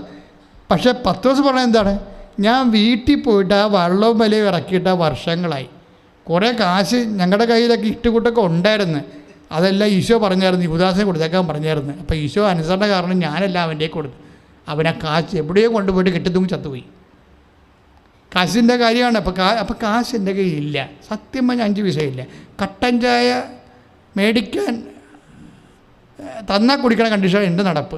അയാൾ അത് കൃത്യമായിട്ട് പറയേണ്ട അയാളുടെ അവസ്ഥ. പക്ഷേ അയാൾ അതിൻ്റെ അകത്ത് ഷെയിമല്ല അയാൾ. അതാണ് അധികാരം എന്ന് പറയുന്നത്. അയാൾക്ക് പൈസ ഇല്ല കയ്യിൽ, ആകെപ്പാടെ ഉള്ളത് ബ്രീവരി പുസ്തകമാണ് കയ്യിലുള്ളത്, ഒരു ബൈബിളാണ് കയ്യിലുള്ളത്. ആ ബൈബിളും പിടിച്ചുകൊണ്ട് പോകുമ്പോൾ ഈ മനുഷ്യൻ പറയുന്ന കട്ടായമായിട്ട് വർത്തമാനങ്ങൾ പെശക് വർത്തമാനമാണ്. അയാൾ പറഞ്ഞാൽ എൻ്റെ പൊന്നില്ല, എൻ്റെ കയ്യിൽ വെള്ളിയുമില്ല, റോമൻ നാണയവുമില്ല, ഇസ്രയേൽ നാണയവുമില്ല, ഒന്നുമില്ല, ഞാൻ കാലി അടിച്ചിരിക്കുകയാണ്, അട്ടപ്പാടിയാണ് എന്ന് പറയും. ഞാൻ അട്ടപ്പാടി, ചില പഴയ ട്രിവാൻഡ്രംകാരൊക്കെ പറയില്ല അട്ടപ്പാടി എന്ന് പറയും, അത് സംസാര ഭാഷയാണ്, അട്ടപ്പാടി മോശമായിട്ടൊന്നുമല്ല. കാര്യമായത് ഇങ്ങനെ പറഞ്ഞിട്ട് അയാൾ പറയും, പക്ഷേ എൻ്റെ കയ്യിലൊരു നിധിയുണ്ട്, അത് ഞാൻ നിനക്ക് തരാമെന്ന് പറയും. അവിടെയാണ് വിഷയം. അപ്പോൾ ഞാൻ ഓർക്കുമ്പോൾ ഈ മനുഷ്യൻ പറഞ്ഞ കാര്യം തന്നെയാണല്ല പൗലോസ് പറഞ്ഞത്, ക്രിസ്തു ജ്ഞാനമാണ്, ക്രിസ്തു നിധിയാണെന്ന്. അതാണ് ഇപ്പോൾ ഇങ്ങനെ പറയണത്. എൻ്റെ ഈ പൊന്നുമില്ല വെള്ളിയുമില്ല, എൻ്റെ കയ്യിൽ വേറൊരു നിധിയുണ്ട്. എന്താണ്? നസ്രായനായ യേശു ക്രിസ്തുവിൻ്റെ നാമം. Stand up in the name Jesus എന്ന് പറയും. അതായത് അവൻ ചാടി എഴുന്നേക്കാൻ അവൻ ചാടി എഴുന്നേക്കും, ചാടി എഴുന്നേക്കും ഈ മനുഷ്യൻ. എന്താണ് 3:6 പറയണതാണത്.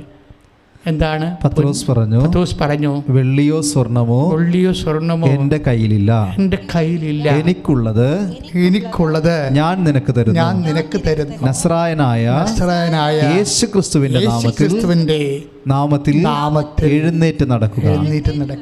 ഇതെന്ന് വെച്ചാൽ ഇപ്പം ഈ നിധി എന്ന് പറഞ്ഞാൽ എന്താണ്? അത് കൃത്യമായിട്ട് ഇപ്പം 10 ദിവസം പറയുകയാണ്, ഈ നിധി എൻ്റെ കയ്യിലുണ്ടെന്ന്. അതാണ് എനിക്കുള്ളതെന്ന് പറഞ്ഞില്ലേ. എനിക്കുള്ളത് നിധിയാണത്.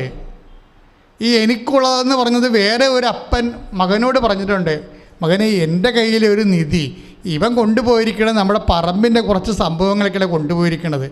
നിധി എൻ്റെ കയ്യിലുള്ള, എനിക്കുള്ളത് നിനക്കുള്ളതാണെന്ന് പറഞ്ഞിട്ടില്ലേ? ആരാണ് പറഞ്ഞത്? 15:31.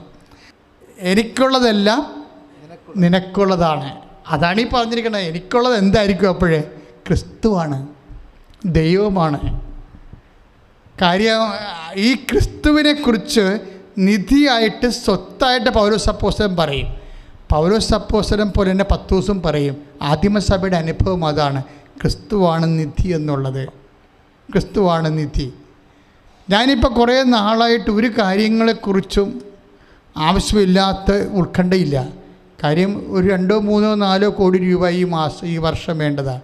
2 പ്രോജക്റ്റുകൾ നടക്കുന്നുണ്ട്. സ്കൂൾ ഓഫ് റോക്ക് ആർട്സും പിന്നെ മരിയൻ ഗാർഡൻസിൻ്റെ പിൽഗ്രിം സെൻറ്ററും നടക്കുന്നുണ്ട്. പക്ഷേ I'm not worried about it. എന്താ കാര്യം? ദൈവം ഓരോ വിഷയങ്ങൾ അതാ സമയത്ത് ചെയ്യേണ്ട പോലെ ചെയ്യും. എനിക്ക് ഇടയ്ക്ക് ദിവസങ്ങളിൽ ഒരു വലിയ അസുഖങ്ങളുണ്ടായി.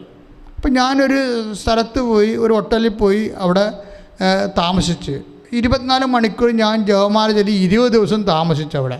അപ്പോൾ ആ ഹോട്ടൽ ഉടമ എന്നോട് പറയുന്നുണ്ട്, ഇതൊന്ന് വിറ്റുമാറണം വെച്ചാൽ 12 കൊല്ലമായിട്ട് പ്രാർത്ഥിക്കുന്നതാണെന്ന് പറയും. 12 കൊല്ലമായിട്ട് പ്രാർത്ഥിക്കുന്നതാണ് എന്ന് പറയുന്നുണ്ട്. അപ്പം ഞാനും ഓർക്കുന്നുണ്ട്, ഇദ്ദേഹം ഇവിടെ വരണതും പ്രാർത്ഥിക്കണം. അദ്ദേഹത്തിൻ്റെ പണ്ട് 2004 മുതൽ എൻ്റെ സഹപ്രവർത്തകനാണ്. അപ്പോൾ ഈ ഹോട്ടൽ വിറ്റുമാറാൻ വേണ്ടി ഞങ്ങൾ ഒത്തിരിയേറെ പ്രാർത്ഥിച്ചിട്ടുണ്ട്.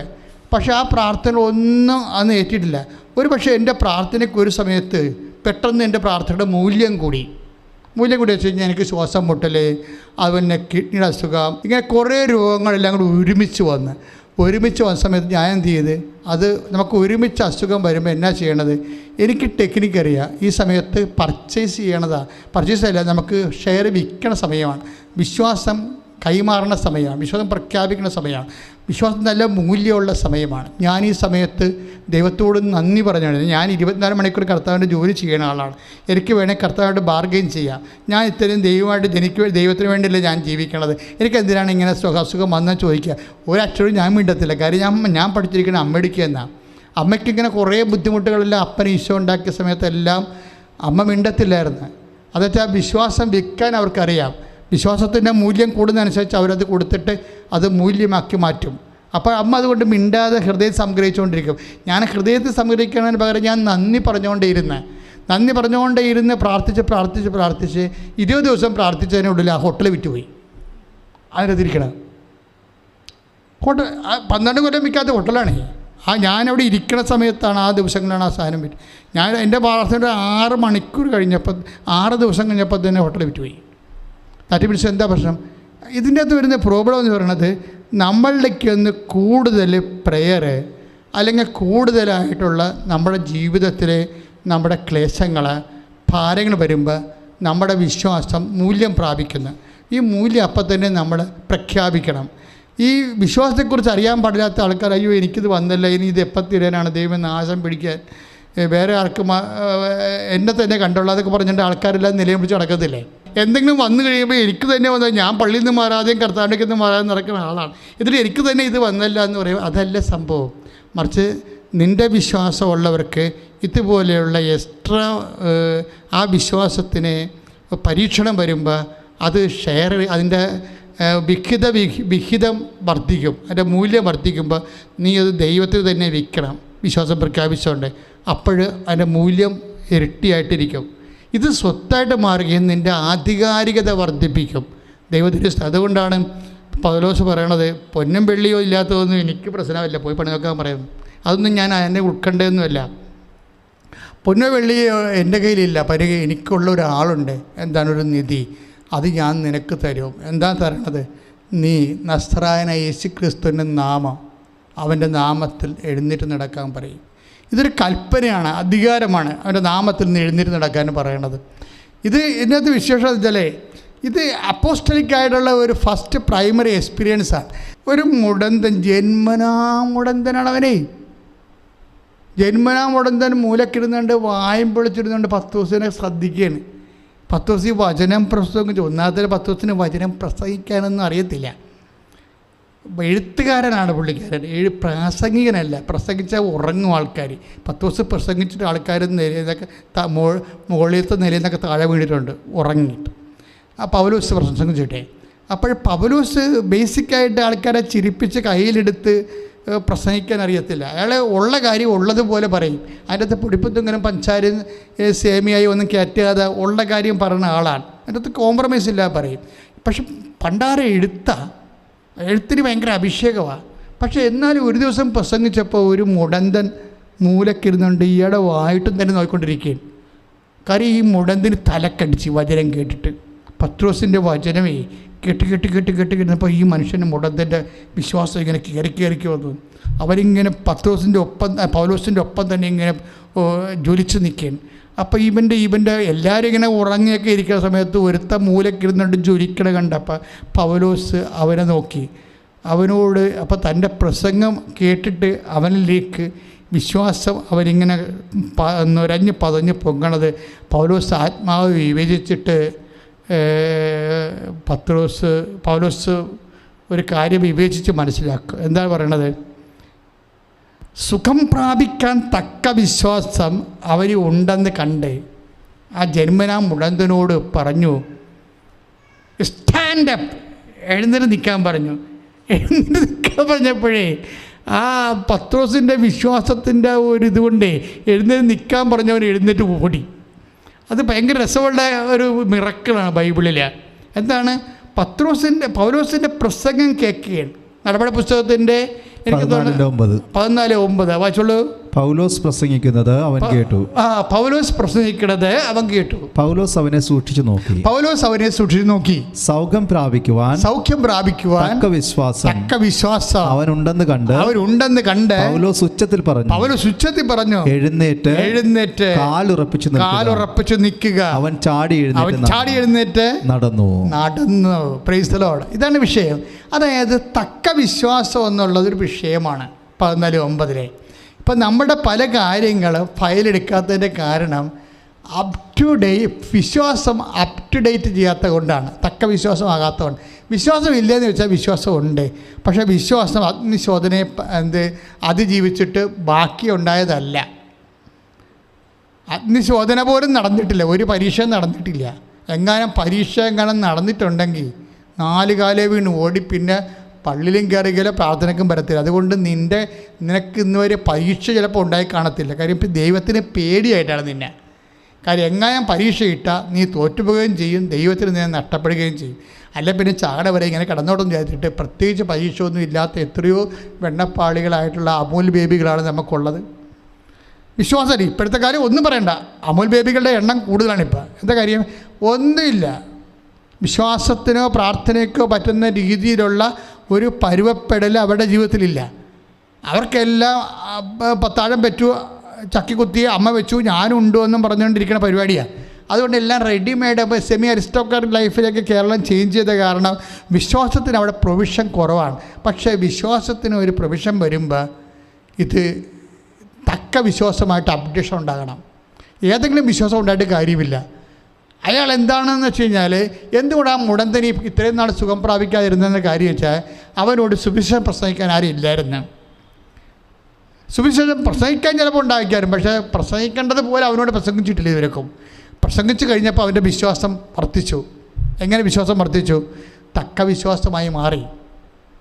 ഇപ്പോൾ ഈ ജനതയുടെ വിശ്വാസങ്ങളെ തക്ക വിശ്വാസമാക്കാൻ, അതായത് ദൈവത്തിന് മുടന്തെല്ലാം മാറ്റിക്കൊണ്ട് എഴുന്നേൽപ്പിൽ നടത്താൻ പറ്റുന്ന വിശ്വാസത്തിലേക്ക് അപ്ഡേറ്റ് ചെയ്യാൻ സഭയുടെ നിലവിലുള്ള സംവിധാനം എന്തുമാത്രം സഹായകരമാണ്.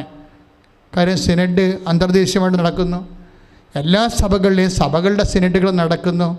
ജനങ്ങളുടെ തക്ക വിശ്വാസ നിലവാരം വർദ്ധിച്ചോ ഇല്ലേ എന്നുള്ളത് സഭ ഇൻട്രോസ്പെക്റ്റ് ചെയ്യേണ്ട ഒരു വിഷയമാണ്. സഭ ഇൻട്രോസ്പെക്റ്റ് ചെയ്യണം. കാര്യം എപ്പോഴും നമ്മൾ സിനഡിനെ കുറിച്ച് കേൾക്കുന്നുണ്ട്. 23 ഒരു സിനഡ് നടക്കാൻ പോകുന്നു. അതിൻ്റെ എല്ലാ വർക്കുകൾ ഇപ്പോൾ നടന്നുകൊണ്ടിരിക്കുകയാണ്. വളരെ തീക്ഷ്ണമതിയായിട്ടുള്ള അച്ഛന്മാർ ആ വർക്ക് മനോഹരമായിട്ട് ചെയ്യുന്നുണ്ട്. പക്ഷേ എന്ത് ചെയ്താലും ഈ തക്ക വിശ്വാസത്തിലേക്ക് കേൾവിക്കാർ ഉയരാത്തോളം കാലം നമ്മൾ എന്തോ ചെയ്ത് നമ്മൾ കൂട്ടിയെന്ന് നമുക്ക് സ്വന്തമായിട്ടൊരു സമാധാനവും സംതൃപ്തിയും കിട്ടുമെന്നല്ലാതെ അതിൻ്റെ അപ്പുറത്ത് ദൈവത്തിന് വേണ്ടിയുള്ള ഒരു സുവിശേഷ നടപടി സഭയ്ക്ക് ചെയ്യാൻ കഴിയാത്തത്തോളം കാലം നമ്മളെ സംബന്ധിച്ചിടത്തോളം വളർച്ച എപ്പോഴും ഒരു 0 ആയി നിൽക്കും. പ്രാർത്ഥിക്കുക, കർത്താവായ ദൈവമേ, സഭയുടെ വളർച്ചയെ സ്വാധീനിക്കുന്ന വിധത്തിലെ പരിശുദ്ധാത്മാവിന്റെ നിറവോടുകൂടി എല്ലാ സഭകളും, ഏകസ്ഥ സഭകള്, പ്രാദേശിക സഭകള്, സാർവദേശിക സഭകള്, പൗരസ്ത്യ സഭകള്, സാർവത്രിക സഭകള് എല്ലാം യേശുവേ അങ്ങയെ നിധിയായി കാണാൻ, അങ്ങയെ രഹസ്യമായി കാണാൻ, അങ്ങയെ ജ്ഞാനമായി കാണാൻ, അറിവായി കാണാൻ അനുഭവിച്ചുകൊണ്ട് അങ്ങയുടെ മഹത്വത്തിനായി ജീവിച്ച് സുവിശേഷത്തിന്റെ സാക്ഷികളാകാൻ വിശ്വാസത്താൽ ഞങ്ങളെ അഭിഷേകം സ്തുതിക്കട്ടെ.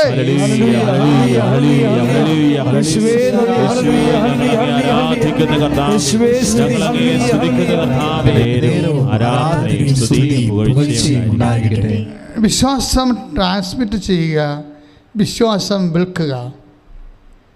വിശ്വാസം ഷെയർ മാർക്കറ്റ് പോലെ വിശ്വാസം മാർക്കറ്റ് ചെയ്യുക. അതായത് വിശ്വാസം പ്രഖ്യാപിക്കാൻ ഏറ്റവും പ്രതികൂലമായ സമയത്ത് വിശ്വാസം പ്രഖ്യാപിക്കുന്നതിനാണ് വിശ്വാസം ഫെയ്ത്ത് മാർക്കറ്റിംഗ് എന്ന് പറയുന്നത്. അപ്പോഴാണ് നമുക്ക് ക്രിസ്തു സ്വത്തായി മാറുന്നത്. അങ്ങനെയാണ് കൊളോസ്യസ് 2:2 അനുസരിച്ച് ക്രിസ്തു സ്വത്തായി മാറുന്നത്. വിശ്വാസം പ്രഖ്യാപിക്കാൻ പറ്റാത്ത സമയത്ത് വിശ്വാസം പ്രഖ്യാപിച്ച് കഴിയുമ്പോഴാണ് വിശ്വാസത്തിൻ്റെ മൂല്യം വർദ്ധിച്ചുകൊണ്ട് നമുക്കത് കൃപയായി മാറുന്നത്. ആ കാനങ്കാരി അങ്ങനെ ചെയ്തിരിക്കണത്. കാനങ്കാരിയുടെ വിശ്വാസമില്ലേ, അവർ വിശ്വാസം പ്രഖ്യാപിക്കാൻ ഭയങ്കര പ്രതിസന്ധിയുള്ള സമയത്താണ് അവർ വിശ്വാസം പ്രഖ്യാപിച്ച് ഫെയ്ത്ത് മാർക്കറ്റിംഗ് നടക്കുന്നത്. ഒരു പക്ഷേ അങ്ങനെ ഒരു ലേഡിയെ ഉള്ളതെന്ന് തോന്നുന്നു ബൈബിളിലെ. എന്താ കാര്യം? അവരോട് പറഞ്ഞത് മക്കളുടെ അപ്പം എടുത്ത് നായ്ക്കൾക്ക് കൊടുത്തുക വിഹിതമല്ല എന്ന് പറയും. അപ്പോഴെന്നാ പറ്റണത്? വിശ്വാസം പ്രഖ്യാപിക്കുന്നതിന് ഏറ്റവും ആക്ഷേപവും അപമാനവും ഉണ്ടാകുന്നൊരു സാഹചര്യമാണ്. അത് ജീസസ് ക്രിയേറ്റ് ചെയ്തതാണത്. ദൈവം ചിലപ്പോൾ നിങ്ങളുടെ ജീവിതത്തിൽ ഒരു സിറ്റുവേഷൻ ക്രിയേറ്റ് ചെയ്യും. ആരിൽ നിന്നുമാകാം വിശ്വാസം, അതായത് നിൻ്റെ വിശ്വാസത്തെ ചോദ്യം ചെയ്യുന്ന രീതിയിൽ, അല്ലെങ്കിൽ നിൻ്റെ നടപടിക്രമങ്ങളെ ആക്ഷേപിക്കുന്ന രീതിയിൽ ഒരു സിറ്റുവേഷൻ ക്രിയേറ്റ് ചെയ്യും. ദൈവം തന്നെ അങ്ങ് ചെയ്തെന്ന് വരാം. ചിലപ്പോൾ നാട്ടുകാരെ കൊണ്ട് ചെയ്യിച്ചെന്ന് വരാം, അല്ലെങ്കിൽ സമൂഹത്തെ കൊണ്ട് ചെയ്യിച്ചെന്ന് വരാം. അതായത് അതാണ് കാനങ്കാരി കർത്താവ് ചോദിക്കണത്. മക്കളുടെ അപ്പം എടുത്ത് പട്ടികൾ കൊടുക്കുന്നത് വിഹിതമാണോ? അപ്പോഴേ എന്താ സംഭവിച്ചു കഴിഞ്ഞാൽ ഇതോടുകൂടി ഇവൾക്ക് വേണ്ടി നാണം കേട്ട് വീട്ടിൽ പോകാം. മണ്ണാൻ കേട്ടെ എന്നാ കാര്യത്തിനാണ് വന്നത്? ഇങ്ങനെ വായിരിക്കണ കേൾക്കാൻ, ഇങ്ങനെ ദൈവവും അല്ല ആളും അല്ല, വെറുതെ മനുഷ്യനെ പറ്റിക്കാൻ നാട്ടുകാർ പറഞ്ഞുകൊണ്ട് ഞാൻ വന്ന് ചടിയതാണ് എന്നും പറഞ്ഞ് വേണേ ഇവയ്ക്ക് പെയ്തും പെരക്കിയും പിച്ചും പെയ്യും പറഞ്ഞ് ഭ്രാന്തിയെപ്പോലെ അവിടെ നിന്ന് വണ്ടി വിടാം. പക്ഷേ ഇവൾ അപമാനിക്കുമ്പോൾ വിശ്വാസം വീണ്ടും മാർക്കറ്റ് ചെയ്യുന്നുണ്ട്. ഏറ്റവും അപമാനിതയാവുക പറയും കർത്താവ് അവളോട് പറയും, Jesus that is right, I am the door. Isho നീ പറഞ്ഞത് ശരിയാണ്, ഞാൻ പട്ടിയാണ്. എന്നിട്ട് അവർ പറയും, പട്ടികൾ പോലും യജമാനന്മാരുടെ മേശയിൽ നിന്ന് വീഴുന്ന അപ്പക്കഷ്ണം തിന്നാറുണ്ടല്ലോ. അതാണ് ഫെയ്ത്ത് മാർക്കറ്റിംഗ് എന്ന് പറയുന്നത്. ഫെയ്ത്തിൻ്റെ ഷെയർ വില കൂടി നിൽക്കുമ്പോൾ അതൊക്കെ വിറ്റ് കളയണം. അതായത് യേശുക്രിസ്തുവിനെ പ്രഖ്യാപിക്കാനോ വിശ്വാസം ജീവിക്കാനോ നിനക്ക് എന്തെങ്കിലും പ്രയാസമുണ്ടെങ്കിൽ അത് പ്രഖ്യാപിച്ചുകൊണ്ടിരിക്കണം. ആ സമയത്ത് അത് പ്രഖ്യാപിച്ചുകൊണ്ടിരിക്കണം. സാഹിത്യ അക്കാദമി പഠിക്കാൻ പോകുന്ന സമയത്ത് ഞാനൊരു പ്രോജക്റ്റ് ചെയ്യാൻ വേണ്ടി പോയ സമയത്ത് എനിക്ക് അക്കാഡമിയിൽ നിന്ന് എനിക്ക് തന്നെ ഒരു മുറിയാണ് തന്നത്. രാത്രി കിടക്കാം. അതിനകത്ത് സംവിധാനങ്ങളൊന്നുമില്ല, കട്ടിൽ മാത്രമേ ഉള്ളൂ. പക്ഷേ ഞാനിവിടുന്ന് ഹോസ്തി മീഞ്ഞും കൊണ്ടുപോയി ആ കട്ടിലിൻ്റെ താഴെ മുട്ട നിന്നിട്ട് കട്ടിൽ പായല മാറ്റിയിട്ട് വെള്ളത്തുണി വിരിച്ചിട്ട് ഞാനവിടെ മുട്ട നിന്ന് 2.5 മണിക്കൂർ കുർബാനയില്ലേ. കൃപാസനത്തിന് അരമണിക്കൂർ കുർബാനയിലുള്ള സംഭവം തൃശ്ശൂർ അപ്പന്തമ്പുരാൻ്റെ ഹോമിൽ രാത്രി കുർബാനയിൽ 2.5 മണിക്കൂറാണ്. മുട്ടയിൽ നിന്ന് 2.5 മണിക്കൂർ കുർബാനയില്ലേ. എൻ്റെ ജീവിതത്തിൽ ഞാൻ ഒരിക്കലും മറക്കാത്ത സംഭവങ്ങളാണ്. വിശ്വാസം അവിടെ പ്രഖ്യാപിക്കാൻ പറ്റാത്തൊരു അവസ്ഥയാണ്. എന്നോട് ഞാൻ കുർബാനയിൽ ആരും തിരക്കാനോ ചോദിക്കാനോ ഒന്നുമില്ല. പക്ഷേ ഞാൻ ഒരു 2 മണിക്കൂർ അരമണിക്കൂർ പ്രാർത്ഥിക്കുന്ന ആൾ 2.5 മണിക്കൂർ മുട്ടയെന്ന് കുർബാന അർപ്പിച്ചു. ഇതെന്ന് വെച്ചാൽ വിശ്വാസം പ്രതികൂല സന്ധിയിൽ വരുന്ന സമയത്ത്, അത് പ്രഖ്യാപിക്കാൻ ഇടമില്ലാത്ത സമയത്ത് നമ്മൾ ഉള്ള സൗകര്യത്തിൽ ഓണം പോലെ അങ്ങോട്ട് പ്രഖ്യാപിക്കും. ഇതാണ്, ഇങ്ങനെയാണ് ഇത് മാർക്കറ്റ് ചെയ്തിട്ട് നമ്മുടെ വിശ്വാസത്തിൻ്റെ മൂല്യം വർദ്ധിപ്പിക്കണം. ഇത് ഉണ്ടെങ്കിൽ അതങ്ങനെ പത്രോസ് പലതരത്തിൽ ഇങ്ങനെ ഉണ്ടാക്കി നല്ല സ്വത്തായി മാറി. അതുകൊണ്ടാണ് പത്രോസിന് ഞെട്ടലില്ലാത്തത്. അയാൾ പറയും, പൊന്നും വെള്ളിയൊന്നും എൻ്റെ ആവശ്യമില്ല, എനിക്കില്ല, എനിക്കത് ഞാൻ ഡോട്ട് ബോധർ അബൌട്ട്. പക്ഷേ എനിക്കൊണ്ട് ഒരു നിധിയുണ്ട്, അത് കർത്താവ് യേശുക്രിസ്തുവിൻ്റെ നാമമാണ്. 3:6 പറയണത്. ഇപ്പം കർത്താവ് യേശുക്രിസ്തുവിൻ്റെ നിധിയാണെന്ന് പൗലോസ് പറയും, രഹസ്യമാണെന്ന് പൗലോസ് പറയും, സ്വത്താണെന്ന് പൗലോസ് പറയും, അത് അറിവാണെന്ന് പൗലോസ് പറയും, ജ്ഞാനമാണെന്ന് പൗലോസ് പറയും. ഇതൊന്നും പറയാതെ പത്രോസ് പറയും, എനിക്കുള്ളതാണ് അതെന്ന് പറയും. എനിക്കുള്ളത് ഞാൻ നിനക്ക് തരുന്നു, നസ്രായന യേശുവിൻ്റെ നാമത്തിൽ നീ എഴുന്നേറ്റ് നടക്കാൻ പറയും. അപ്പം ക്രിസ്തുവിനെ നേടാൻ വേണ്ടി നമുക്ക് ഗലാത്യർ, ഞാൻ ക്രിസ്തുവിനോട് കൂടെ ക്രൂശിതനായിരിക്കുന്നു, ഇനിമേൽ ഞാനല്ല ജീവിക്കുന്നത് ക്രിസ്തുവാണ് എന്നിൽ ജീവിക്കുന്നത്. എൻ്റെ ഇപ്പോഴത്തെ ഐഹിക ജീവിതം എന്നെ സ്നേഹിക്കുകയും എനിക്ക് വേണ്ടി തന്നെ ബലിയർപ്പിക്കുകയും ചെയ്ത ദൈവപുത്രനിൽ വിശ്വസിച്ചുകൊണ്ടുള്ള ജീവിതമാണ്. പ്രിയപ്പെട്ടവരെ, ക്രിസ്തു എന്നിൽ ജീവിക്കാൻ വേണ്ടി ഞാൻ ഈറ്റുനോവ് അനുഭവിക്കുന്നു. അതായത് 4:23. ക്രിസ്തു നിങ്ങളിൽ രൂപപ്പെടുന്നത് വരെ വീണ്ടും ഞാൻ നിങ്ങൾക്ക് വേണ്ടി ഈറ്റുനോവ് അനുഭവിക്കുന്നു. പ്രിയപ്പെട്ടവരെ, അതായത് എല്ലാ ഉടമ്പടിയുടെ ലക്ഷ്യമെന്ന് പറയുന്നത് ക്രിസ്തു രൂപപ്പെട്ടു വരികയാണ്. ക്രിസ്തു എന്ന് പറയുന്നത് ദൈവത്തിൻ്റെ ജ്ഞാനമാണ്, ദൈവത്തിൻ്റെ അറിവാണ്. അതാണ് നമ്മൾ കൊളോസ്യർ 2:3 വായിച്ചത്. ക്രിസ്തു ദൈവത്തിൻ്റെ നിധിയാണ്. ഇനി പൗലോസിൻ്റെ ലേഖനങ്ങളിലെ 1:24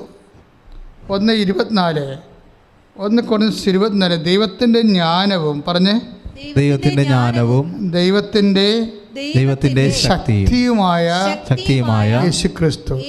അപ്പം ക്രിസ്തു ദൈവത്തിൻ്റെ ജ്ഞാനമാണ്, ദൈവത്തിൻ്റെ ശക്തിയാണ്, ദൈവത്തിൻ്റെ നിധിയാണ്, ദൈവത്തിൻ്റെ അറിവാണ്. ഇങ്ങനെ എല്ലാം ക്രിസ്തുവിനെക്കുറിച്ചുള്ള എന്തുമാത്രം അപ്പോസ്തലിക അനുഭവങ്ങളാണ്. ഉടമ്പടിയുടെ ലക്ഷ്യമെന്ന് പറയുന്നത് എന്താണ്? ഈ ക്രിസ്തുവിനെ സ്വീകരിക്കാൻ. അതിനുവേണ്ടി ചില സമയത്ത് ഈറ്റുനോവ് അനുഭവിച്ച 4:19 വായിച്ചത് ഗലാത്യർ.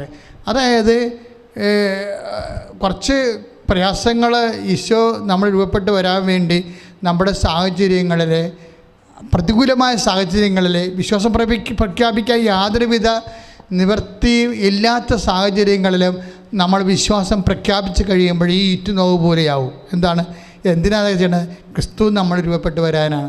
ഇങ്ങനെ ക്രിസ്തു വന്നു കഴിഞ്ഞാലുള്ള ഗുണം എന്താണെന്ന് അറിയാവോ? ക്രിസ്തു എല്ലാമാണ്. കൊളോസ്യസ് 3:11 ക്രിസ്തു എല്ലാമാണ്, എല്ലാവരിലുമാണ്. അപ്പം ക്രിസ്തു എല്ലാമായത് കാരണം ഈ ജ്ഞാനമാണ്, ശക്തിയാണ്. ഈ ക്രിസ്തു ശക്തി ആയതുകൊണ്ട് തന്നെ നമ്മുടെ ബലഹീനതയിൽ പൗലോസ് പറഞ്ഞില്ലേ, എൻ്റെ ബലഹീനതയിലാണ് ദൈവത്തിൻ്റെ ശക്തി പ്രവർത്തിക്കുന്നത്. അപ്പോൾ നമുക്ക് പലതരത്തിലുള്ള ഇല്ലായ്മകൾ, എല്ലാം രോഗങ്ങൾ, അല്ലെങ്കിൽ പരീക്ഷാ തോൽവി, അല്ലെങ്കിൽ സാമ്പത്തിക ബുദ്ധിമുട്ടുകൾ, ഇങ്ങനെ കുറേ ബലഹീനതകളില്ലേ. ഈ ബലഹീനതകൾ നമ്മൾ ഉടമ്പടി പ്രകാരം നമ്മൾ ആദ്യമായിട്ട് ആഗ്രഹിക്കുന്നത് ആ വിഷയത്തിലൊരു സമാധാനം ഉണ്ടാകണമെന്നാണ്. ആ വിഷയത്തിൽ സമാധാനം ഉണ്ടാകാതിരിക്കത്തില്ല ഒരിക്കലും. പക്ഷേ അതല്ല, അതിൻ്റെ താഴെ ഒരു വിഷയമുണ്ട്. എന്താണ്? ക്രിസ്തു. ദൈവം ഉദ്ദേശിക്കണത് എന്തുകൊണ്ടാണ്? ക്രിസ്തുവിനെ നമ്മൾ സ്വീകരിക്കാൻ വേണ്ടിയാണ് ഇതുപോലുള്ള സമ്മർദ്ദങ്ങളിലൂടെ നമ്മൾ പോകുന്നത്. അപ്പോൾ ആ സമ്മർദ്ദങ്ങൾ നമ്മുടെ ബലഹീനതയാണ് ദൈവത്തിൻ്റെ ശക്തി നമ്മളിലേക്ക് ക്രിസ്തുവായിട്ട് ഇറങ്ങി വസിക്കുന്ന കാരണം ഞാൻ ബലഹീനനായിരിക്കുമ്പോഴാണ് ഞാൻ ശക്തനായിരിക്കുന്നത് എന്ന് പൗലോസ് അപ്പോസ്തലൻ പറയും. അപ്പോഴേ ക്രിസ്തു നമ്മളിലേക്ക് അപ്ലോഡിങ് ചെയ്യുന്ന ഒരു സമയം കൂടിയാണ് ഈ ബലഹീനമായ സാഹചര്യങ്ങൾ, രോഗത്തിൻ്റെ സാഹചര്യങ്ങൾ. അത് നമുക്ക് ഈറ്റുനോവ് പോലെ ഫീൽ ചെയ്താൽ നീ ഒരു യഥാർത്ഥ വിശ്വാസിയായിട്ട് മാറും. പ്രാർത്ഥിക്കുക. കർത്താവായ ദൈവമേ, ക്രിസ്തു രൂപപ്പെട്ടു വരുന്ന സാഹചര്യങ്ങളെ മനസ്സിലാക്കാനും വിവേചിക്കാനും എന്നെ സഹായിച്ചുകൊണ്ട് ഉടമ്പടിയുടെ ആത്യന്തിക ലക്ഷ്യം, ദൈവത്തിൻ്റെ നിത്യം, ദൈവത്തിൻ്റെ രഹസ്യവും, ദൈവത്തിൻ്റെ അറിവും, ദൈവത്തിൻ്റെ ജ്ഞാനവും, ദൈവത്തിൻ്റെ ശക്തിയുമായ ക്രിസ്തുവിനെ അനുഭവിക്കുക, ആർജിക്കുക, അഭിഷേകമായി സ്വീകരിക്കുക എന്ന വലിയ ദൈവിക ദൗത്യത്തിലേക്ക് എന്നെ അഭിഷേകം ചെയ്യണമേ.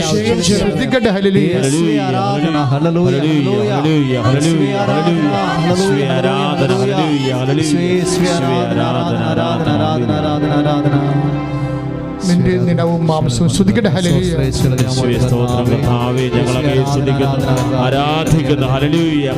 എല്ലാവരും എഴുന്നേൽക്കേണ്ട സമയമാണ്. പ്രിയമുള്ളവരെ, സമാപന ആശീർവാദത്തിന് മുമ്പുള്ള രോഗസൗഖ്യ പ്രാർത്ഥനയാണ്. ഉടമ്പടി വച്ചിരിക്കുന്ന വിഷയങ്ങളെല്ലാം നിങ്ങൾ ഈ സമയത്ത് അനുസ്മരിക്കണം. ഉടമ്പടി പുതുക്കിയപ്പോൾ വെച്ച വിഷയങ്ങളെ നിങ്ങൾ അനുസ്മരിക്കണം. ഈ ധ്യാനം കൂടിക്കൊണ്ടിരിക്കുന്ന, ഓൺലൈനിൽ കൂടിക്കൊണ്ടിരിക്കുന്നവർ ഉടമ്പടി ചെയ്യാത്തവരുണ്ടെങ്കിൽ ഉടമ്പടി ചെയ്യാൻ ദൈവം ഒരു അവസരം തന്നാൽ നിങ്ങൾ ദൈവത്തിന് സമർപ്പിക്കാൻ പോകുന്ന വിഷയങ്ങളെ കൂടി ഇപ്പോഴ് പരിശുദ്ധമ്മയുടെ മധ്യസ്ഥത്തിൽ ഈശോയ്ക്ക് സമർപ്പിക്കുക. കർത്താവേ, പല മക്കൾക്കും പല കാര്യങ്ങൾക്കും കർത്താവ് ഭയങ്കര സ്ലോ ആയിട്ട് മാറുന്നുണ്ട്. അതിൻ്റെ ജോലി, വീട്, വിവാഹം, ജോണ്, രോഗസൗഖ്യം, ഇതെല്ലാം ഭയങ്കര സ്ലോ ആയി പോകുന്നുണ്ട് ഈശോയെ. അവരെല്ലാം നീ ഈ സമയത്ത് ഏറ്റെടുക്കണമെന്ന് പ്രാർത്ഥിക്കുന്ന, അവരുടെ സമയത്തെ അങ്ങ് ത്വരിതപ്പെടുത്തണമെന്ന് പ്രാർത്ഥിക്കുന്ന, അവരുടെ ക്ഷമയെ കർത്താവെ, അവർക്ക് അത്ര കണ്ട് നമുക്ക് പരീക്ഷിക്കാൻ വേണ്ടി മാത്രം കർത്താവെ ക്ഷമയില്ലാത്ത മക്കളുണ്ട് ഈശോയെ. അവർക്ക് ടെൻഷനും വ്യഗ്രതയും കൂടിക്കൊണ്ടിരിക്കുന്ന കർത്താവെ, അവരെ നീ സ്പർശിക്കണമെന്ന് പ്രാർത്ഥിക്കുന്നു. വസ്തു വിൽക്കാനുള്ളവരെ, വസ്തു വാങ്ങാനുള്ളവർ, വീട് വിൽക്കാനുള്ളവർ, വീട് വാങ്ങാനുള്ളവർ കർത്താവെ, വഴിയില്ലാത്തവരെ എല്ലാവരെയും സമർപ്പിച്ച് പ്രാർത്ഥിക്കുന്ന കർത്താവെ ഈശോയെ. ഓരോ സ്ഥലത്ത് പണം കൊടുത്തിട്ട് കർത്താവ്, ജോലിക്ക് വേണ്ടി പണം കൊടുത്തിട്ട് അതിനെക്കുറിച്ച് കർത്താവ് പ്രത്യേകിച്ച് ഫയൽ മൂവ്മെൻ്റ് ഇല്ലാത്തവർ കർത്താവെ, അതിൻ്റെ പോയിൻറ്റ്സ് കൃത്യമാകാത്ത കർത്താവ്, പല കാര്യങ്ങൾക്ക് വേണ്ടി കർത്താവ് വെയിറ്റ് ചെയ്യുന്ന മക്കളുണ്ട് ഈശോയെ. പല തീരുമാനങ്ങൾ വെയിറ്റ് ചെയ്യുന്ന മക്കളുണ്ട് കർത്താവ്. പല പേപ്പറിന് വേണ്ടി വെയിറ്റ് ചെയ്യുന്നുണ്ട് കർത്താവ്. പല ഇമെയിലിന് വേണ്ടി, റിപ്ലൈക്ക് വേണ്ടി കർത്താവ് വെയിറ്റ് ചെയ്യുന്നുണ്ട് ഈശോയെ. പല ആൻസറിന് വേണ്ടി വെയിറ്റ് ചെയ്യുന്നുണ്ട് കർത്താവ് ഈശോയെ. അവരെ പല മെസ്സേജിന് വേണ്ടി വെയിറ്റ് ചെയ്യുന്നുണ്ട് ഈശോയെ. അവരെ എല്ലാം സമർപ്പിച്ചുകൊണ്ട് പ്രാർത്ഥിക്കുന്നു കർത്താവ് ഈശോയെ. മനസ്സിൽ കർത്താവ് ഇപ്പോഴേ പല കാര്യങ്ങൾക്കും കർത്താവ് 1, 2, 3, 4 കാര്യങ്ങൾ കർത്താവ് ഒരുമിച്ച് സംഭവിക്കുന്ന കാരണം, മനസ്സ് നുറുങ്ങിയത് കാരണം, ഒന്നിനും താല്പര്യമില്ലാതെ കർത്താവ് ഇങ്ങനെ ഡെഡ് ബോഡി പോലെ ഇങ്ങനെ ജീവിക്കുന്ന മക്കളുടെ കർത്താവ് ഈശോയെ. അവരെ കുറ്റം പറയണില്ല ഈശോയെ. അവരുടെ മാനസിക ശാരീരിക ജീവിത അവസ്ഥകളെ കർത്താവ് നീ ഏറ്റെടുക്കണമെന്ന് പ്രാർത്ഥിക്കുന്നു ഈശോയെ. അവരുടെ തെറ്റുകൾ എന്തായാലും കർത്താവ്, അവരുടെ കഴിവുകൾ എന്തായാലും കർത്താവ് നീ അത് കാര്യമാക്കാതെ കരുണ കാണിച്ചു കർത്താവ്. കൈത്തരത്തിൽ അവർ താങ്ങിക്കൊണ്ട് വരണമെന്ന് പ്രാർത്ഥിക്കുന്നു. മക്കളില്ലാത്തവരെ, മക്കളില്ലാത്തതിൻ്റെ പേരിൽ മനസ്സിടിഞ്ഞു പോയവരെ, എന്തിനാണ് ജീവിക്കണം ചിന്തിക്കുന്നവരെ കർത്താവ്, വിവാഹം ഒത്തുവരാത്തതിൻ്റെ പേരിൽ കർത്താവ്, കുടുംബജീവിതം എന്തിനാണെന്ന് നിശ്ചയ കർത്താവ്. അതുകൊണ്ട് തന്നെ കർത്താവ് പലപ്പോഴും കുറ്റവാസനകൾ പെരുകുന്നുണ്ട്. മറ്റുള്ളവരെ ഉപദ്രവിക്കണം, എനിക്ക് ആ ജീവിതമില്ല, അതുകൊണ്ട് ആർക്കും ഇവിടെ ജീവിക്കേണ്ടെന്നുള്ള മാനസിക വൈകല്യങ്ങളിലേക്ക് വന്നിട്ട് സ്വഭാവ ദൂഷ്യമുണ്ടായിട്ടുള്ള മക്കളുടെ കർത്താവ്, അവരെ സ്പർശിക്കുന്ന കർത്താവ്. കഞ്ചാവിനും മയക്കുമരുന്നിനും കണ്ടെത്ത കർത്താവ്, സ്റ്റാമ്പിനും അതുപോലെ തന്നെ കർത്താവ് ലഹരി ലോകത്തിലേക്ക് അകപ്പെട്ടു പോയിരിക്കുന്ന മക്കളുടെ കർത്താവ്, രക്ഷപ്പെടണമെന്ന് ആഗ്രഹമുണ്ട് കർത്താവ്. പക്ഷെ അവരെ കൂടുതലുള്ളവർ രക്ഷപ്പെടുത്താത്ത രീതിയിൽ അവരെ ബന്ധിച്ചിട്ടിരിക്കുന്ന കർത്താവ്. ഇത് അവരെല്ലാം സംബന്ധിച്ച് പ്രാർത്ഥിക്കുന്നു കർത്താവ്. റാങ്ക് ലിസ്റ്റ് പ്രതീക്ഷിക്കുന്ന കർത്താവ്, റാങ്ക് ലിസ്റ്റ് ക്യാൻസൽ ആകുമെന്ന് ഉത്കണ്ഠപ്പെടുന്ന കഷ്ടപ്പെടുന്നവരെ കർത്താവ് അവരെല്ലാം സമർപ്പിച്ച് പ്രാർത്ഥിക്കുന്ന കർത്താവ്. ഈശോയെ പല കർത്താവ് ഇപ്പം ചെയ്തുകൊണ്ടിരിക്കുന്ന ജോലി നഷ്ടപ്പെടുമോ എന്ന് ഓർത്ത് കർത്താവെ വേദനിക്കുന്നവരെ സംബന്ധിച്ച് പ്രാർത്ഥിക്കുന്ന കർത്താവ്. അവരെല്ലാം കർത്താവ് നീ ഏറ്റെടുക്കേണ്ടത് പ്രാർത്ഥിക്കുന്ന അസ്ഥിക്കുഴലിൻ്റെ വേദനകൾ, സ്പോണ്ടിലോസിസിൻ്റെ വേദനകൾ, നടുവലിൻ്റെ വേദനകൾ, കശേരികൾ തെറ്റിക്കിടക്കുന്നവർ, കിഡ്നിയിൽ കർത്താവ് കല്ലുള്ളവർ, കിഡ്നി കർത്താവ് രക്തോട്ടമില്ലാത്ത കിഡ്നി ഷ്രിങ്ക് ചെയ്യുന്നവർ, ചുരുങ്ങുന്നവർ, ക്രിയാറ്റിൻ കൂടുന്നവരെ കർത്താവെ, അതുപോലെ തന്നെ കർത്താവ് ഹൃദയ കരളിലും കർത്താവ് ബിൽഡ്രൂമിൻ കൂടുള്ളവരെ സംബന്ധിച്ച് പ്രാർത്ഥിച്ച അത് കർത്താവ് വയറ്റിൽ വെള്ളം കെട്ടിക്കിടക്കുന്നവരെ അങ്ങ് തൊടണമെന്ന് പ്രാർത്ഥിക്കും കർത്താവെ. ശ്വാസകോശ രോഗികളെ, ഹൃദയ രോഗികളെ, ക്ഷയരോഗികൾ കർത്താവ്, കണ്ണിന് കാഴ്ചക്കുറവുള്ളവർ, ശരീരത്തിന് കർത്താവ് പ്രഷർ രോഗികൾ, ഷുഗർ രോഗികൾ, മുടി കൊഴിയുന്നവർ കർത്താവ്, തലക്ക് കനമുള്ളൊരു കർത്താവ്, എപ്പോഴും നടക്കുമ്പോൾ കണക്കുകയും കിടത്തുകയും ചെയ്യുന്നൊരു കർത്താവ്, ഈശോ ജീവിക്കാനും നിവൃത്തിയില്ലാതെ ജോലി ചെയ്യാൻ വയ്യാണ്ടിരിക്കുന്നവർ കർത്താവ്, അവരെല്ലാം സംബന്ധിച്ച് പ്രാർത്ഥിക്കുന്ന കർത്താവ്. യുദ്ധ തടവുക കർത്താവ്, തടവുകാരെ ബാങ്കറിൽ കർത്താവ്, യുക്രൈനിൽ കുടുങ്ങിപ്പോയി ഞങ്ങളുടെ മക്കളെ ഓർത്ത് പ്രാർത്ഥിക്കുന്ന കർത്താവ്. എല്ലാ മക്കളും കർത്താവ്, ഇന്ത്യയിലുള്ള എല്ലാ മക്കളും കർത്താവ്, ഓരോ രാജ്യങ്ങളിലുള്ള മക്കൾ കർത്താവ് അവിടെ അകപ്പെട്ട് കർത്താവ്, യുക്രൈൻ തന്നെ കർത്താവ് അവരെ അഭിമാനത്തെ സംരക്ഷിച്ചതിൻ്റെ കർത്താവ്. ഈ യുദ്ധം കർത്താവ് സമാധാനത്തിലേക്ക് നീങ്ങാൻ ഇടയാക്കണമെന്ന് പ്രാർത്ഥിക്കുന്ന കർത്താവ്. ദൈവത്തിൻ്റെ ശക്തി ഒഴുകട്ടെ എന്ന് പ്രാർത്ഥിക്കുന്ന കർത്താവ്. ഒരു രാജ്യങ്ങൾക്കും കർത്താവ് പരസ്പരം കർത്താവ് ധാരണയെത്തി പിരിയാനുള്ള ഒരു പ്രത്യേക സമാധാനത്തിന്റെ അന്തരീക്ഷം പരിശുദ്ധമായ സമാധാനത്തിന്റെ രാജ്ഞി മാതാവിന്റെ മധ്യത്തിൽ യേശുവിന്റെ നാമത്തിൽ ആ രാജ്യങ്ങൾ നിലനിൽക്കട്ടെ എന്ന് പ്രാർത്ഥിക്കുന്ന കടന്നുപെടുന്ന പ്രാർത്ഥിക്കുന്ന യേശുവിന്റെ സത്യം കണ്ടേ, യേശുവിന്റെ സത്യം കണ്ടേ.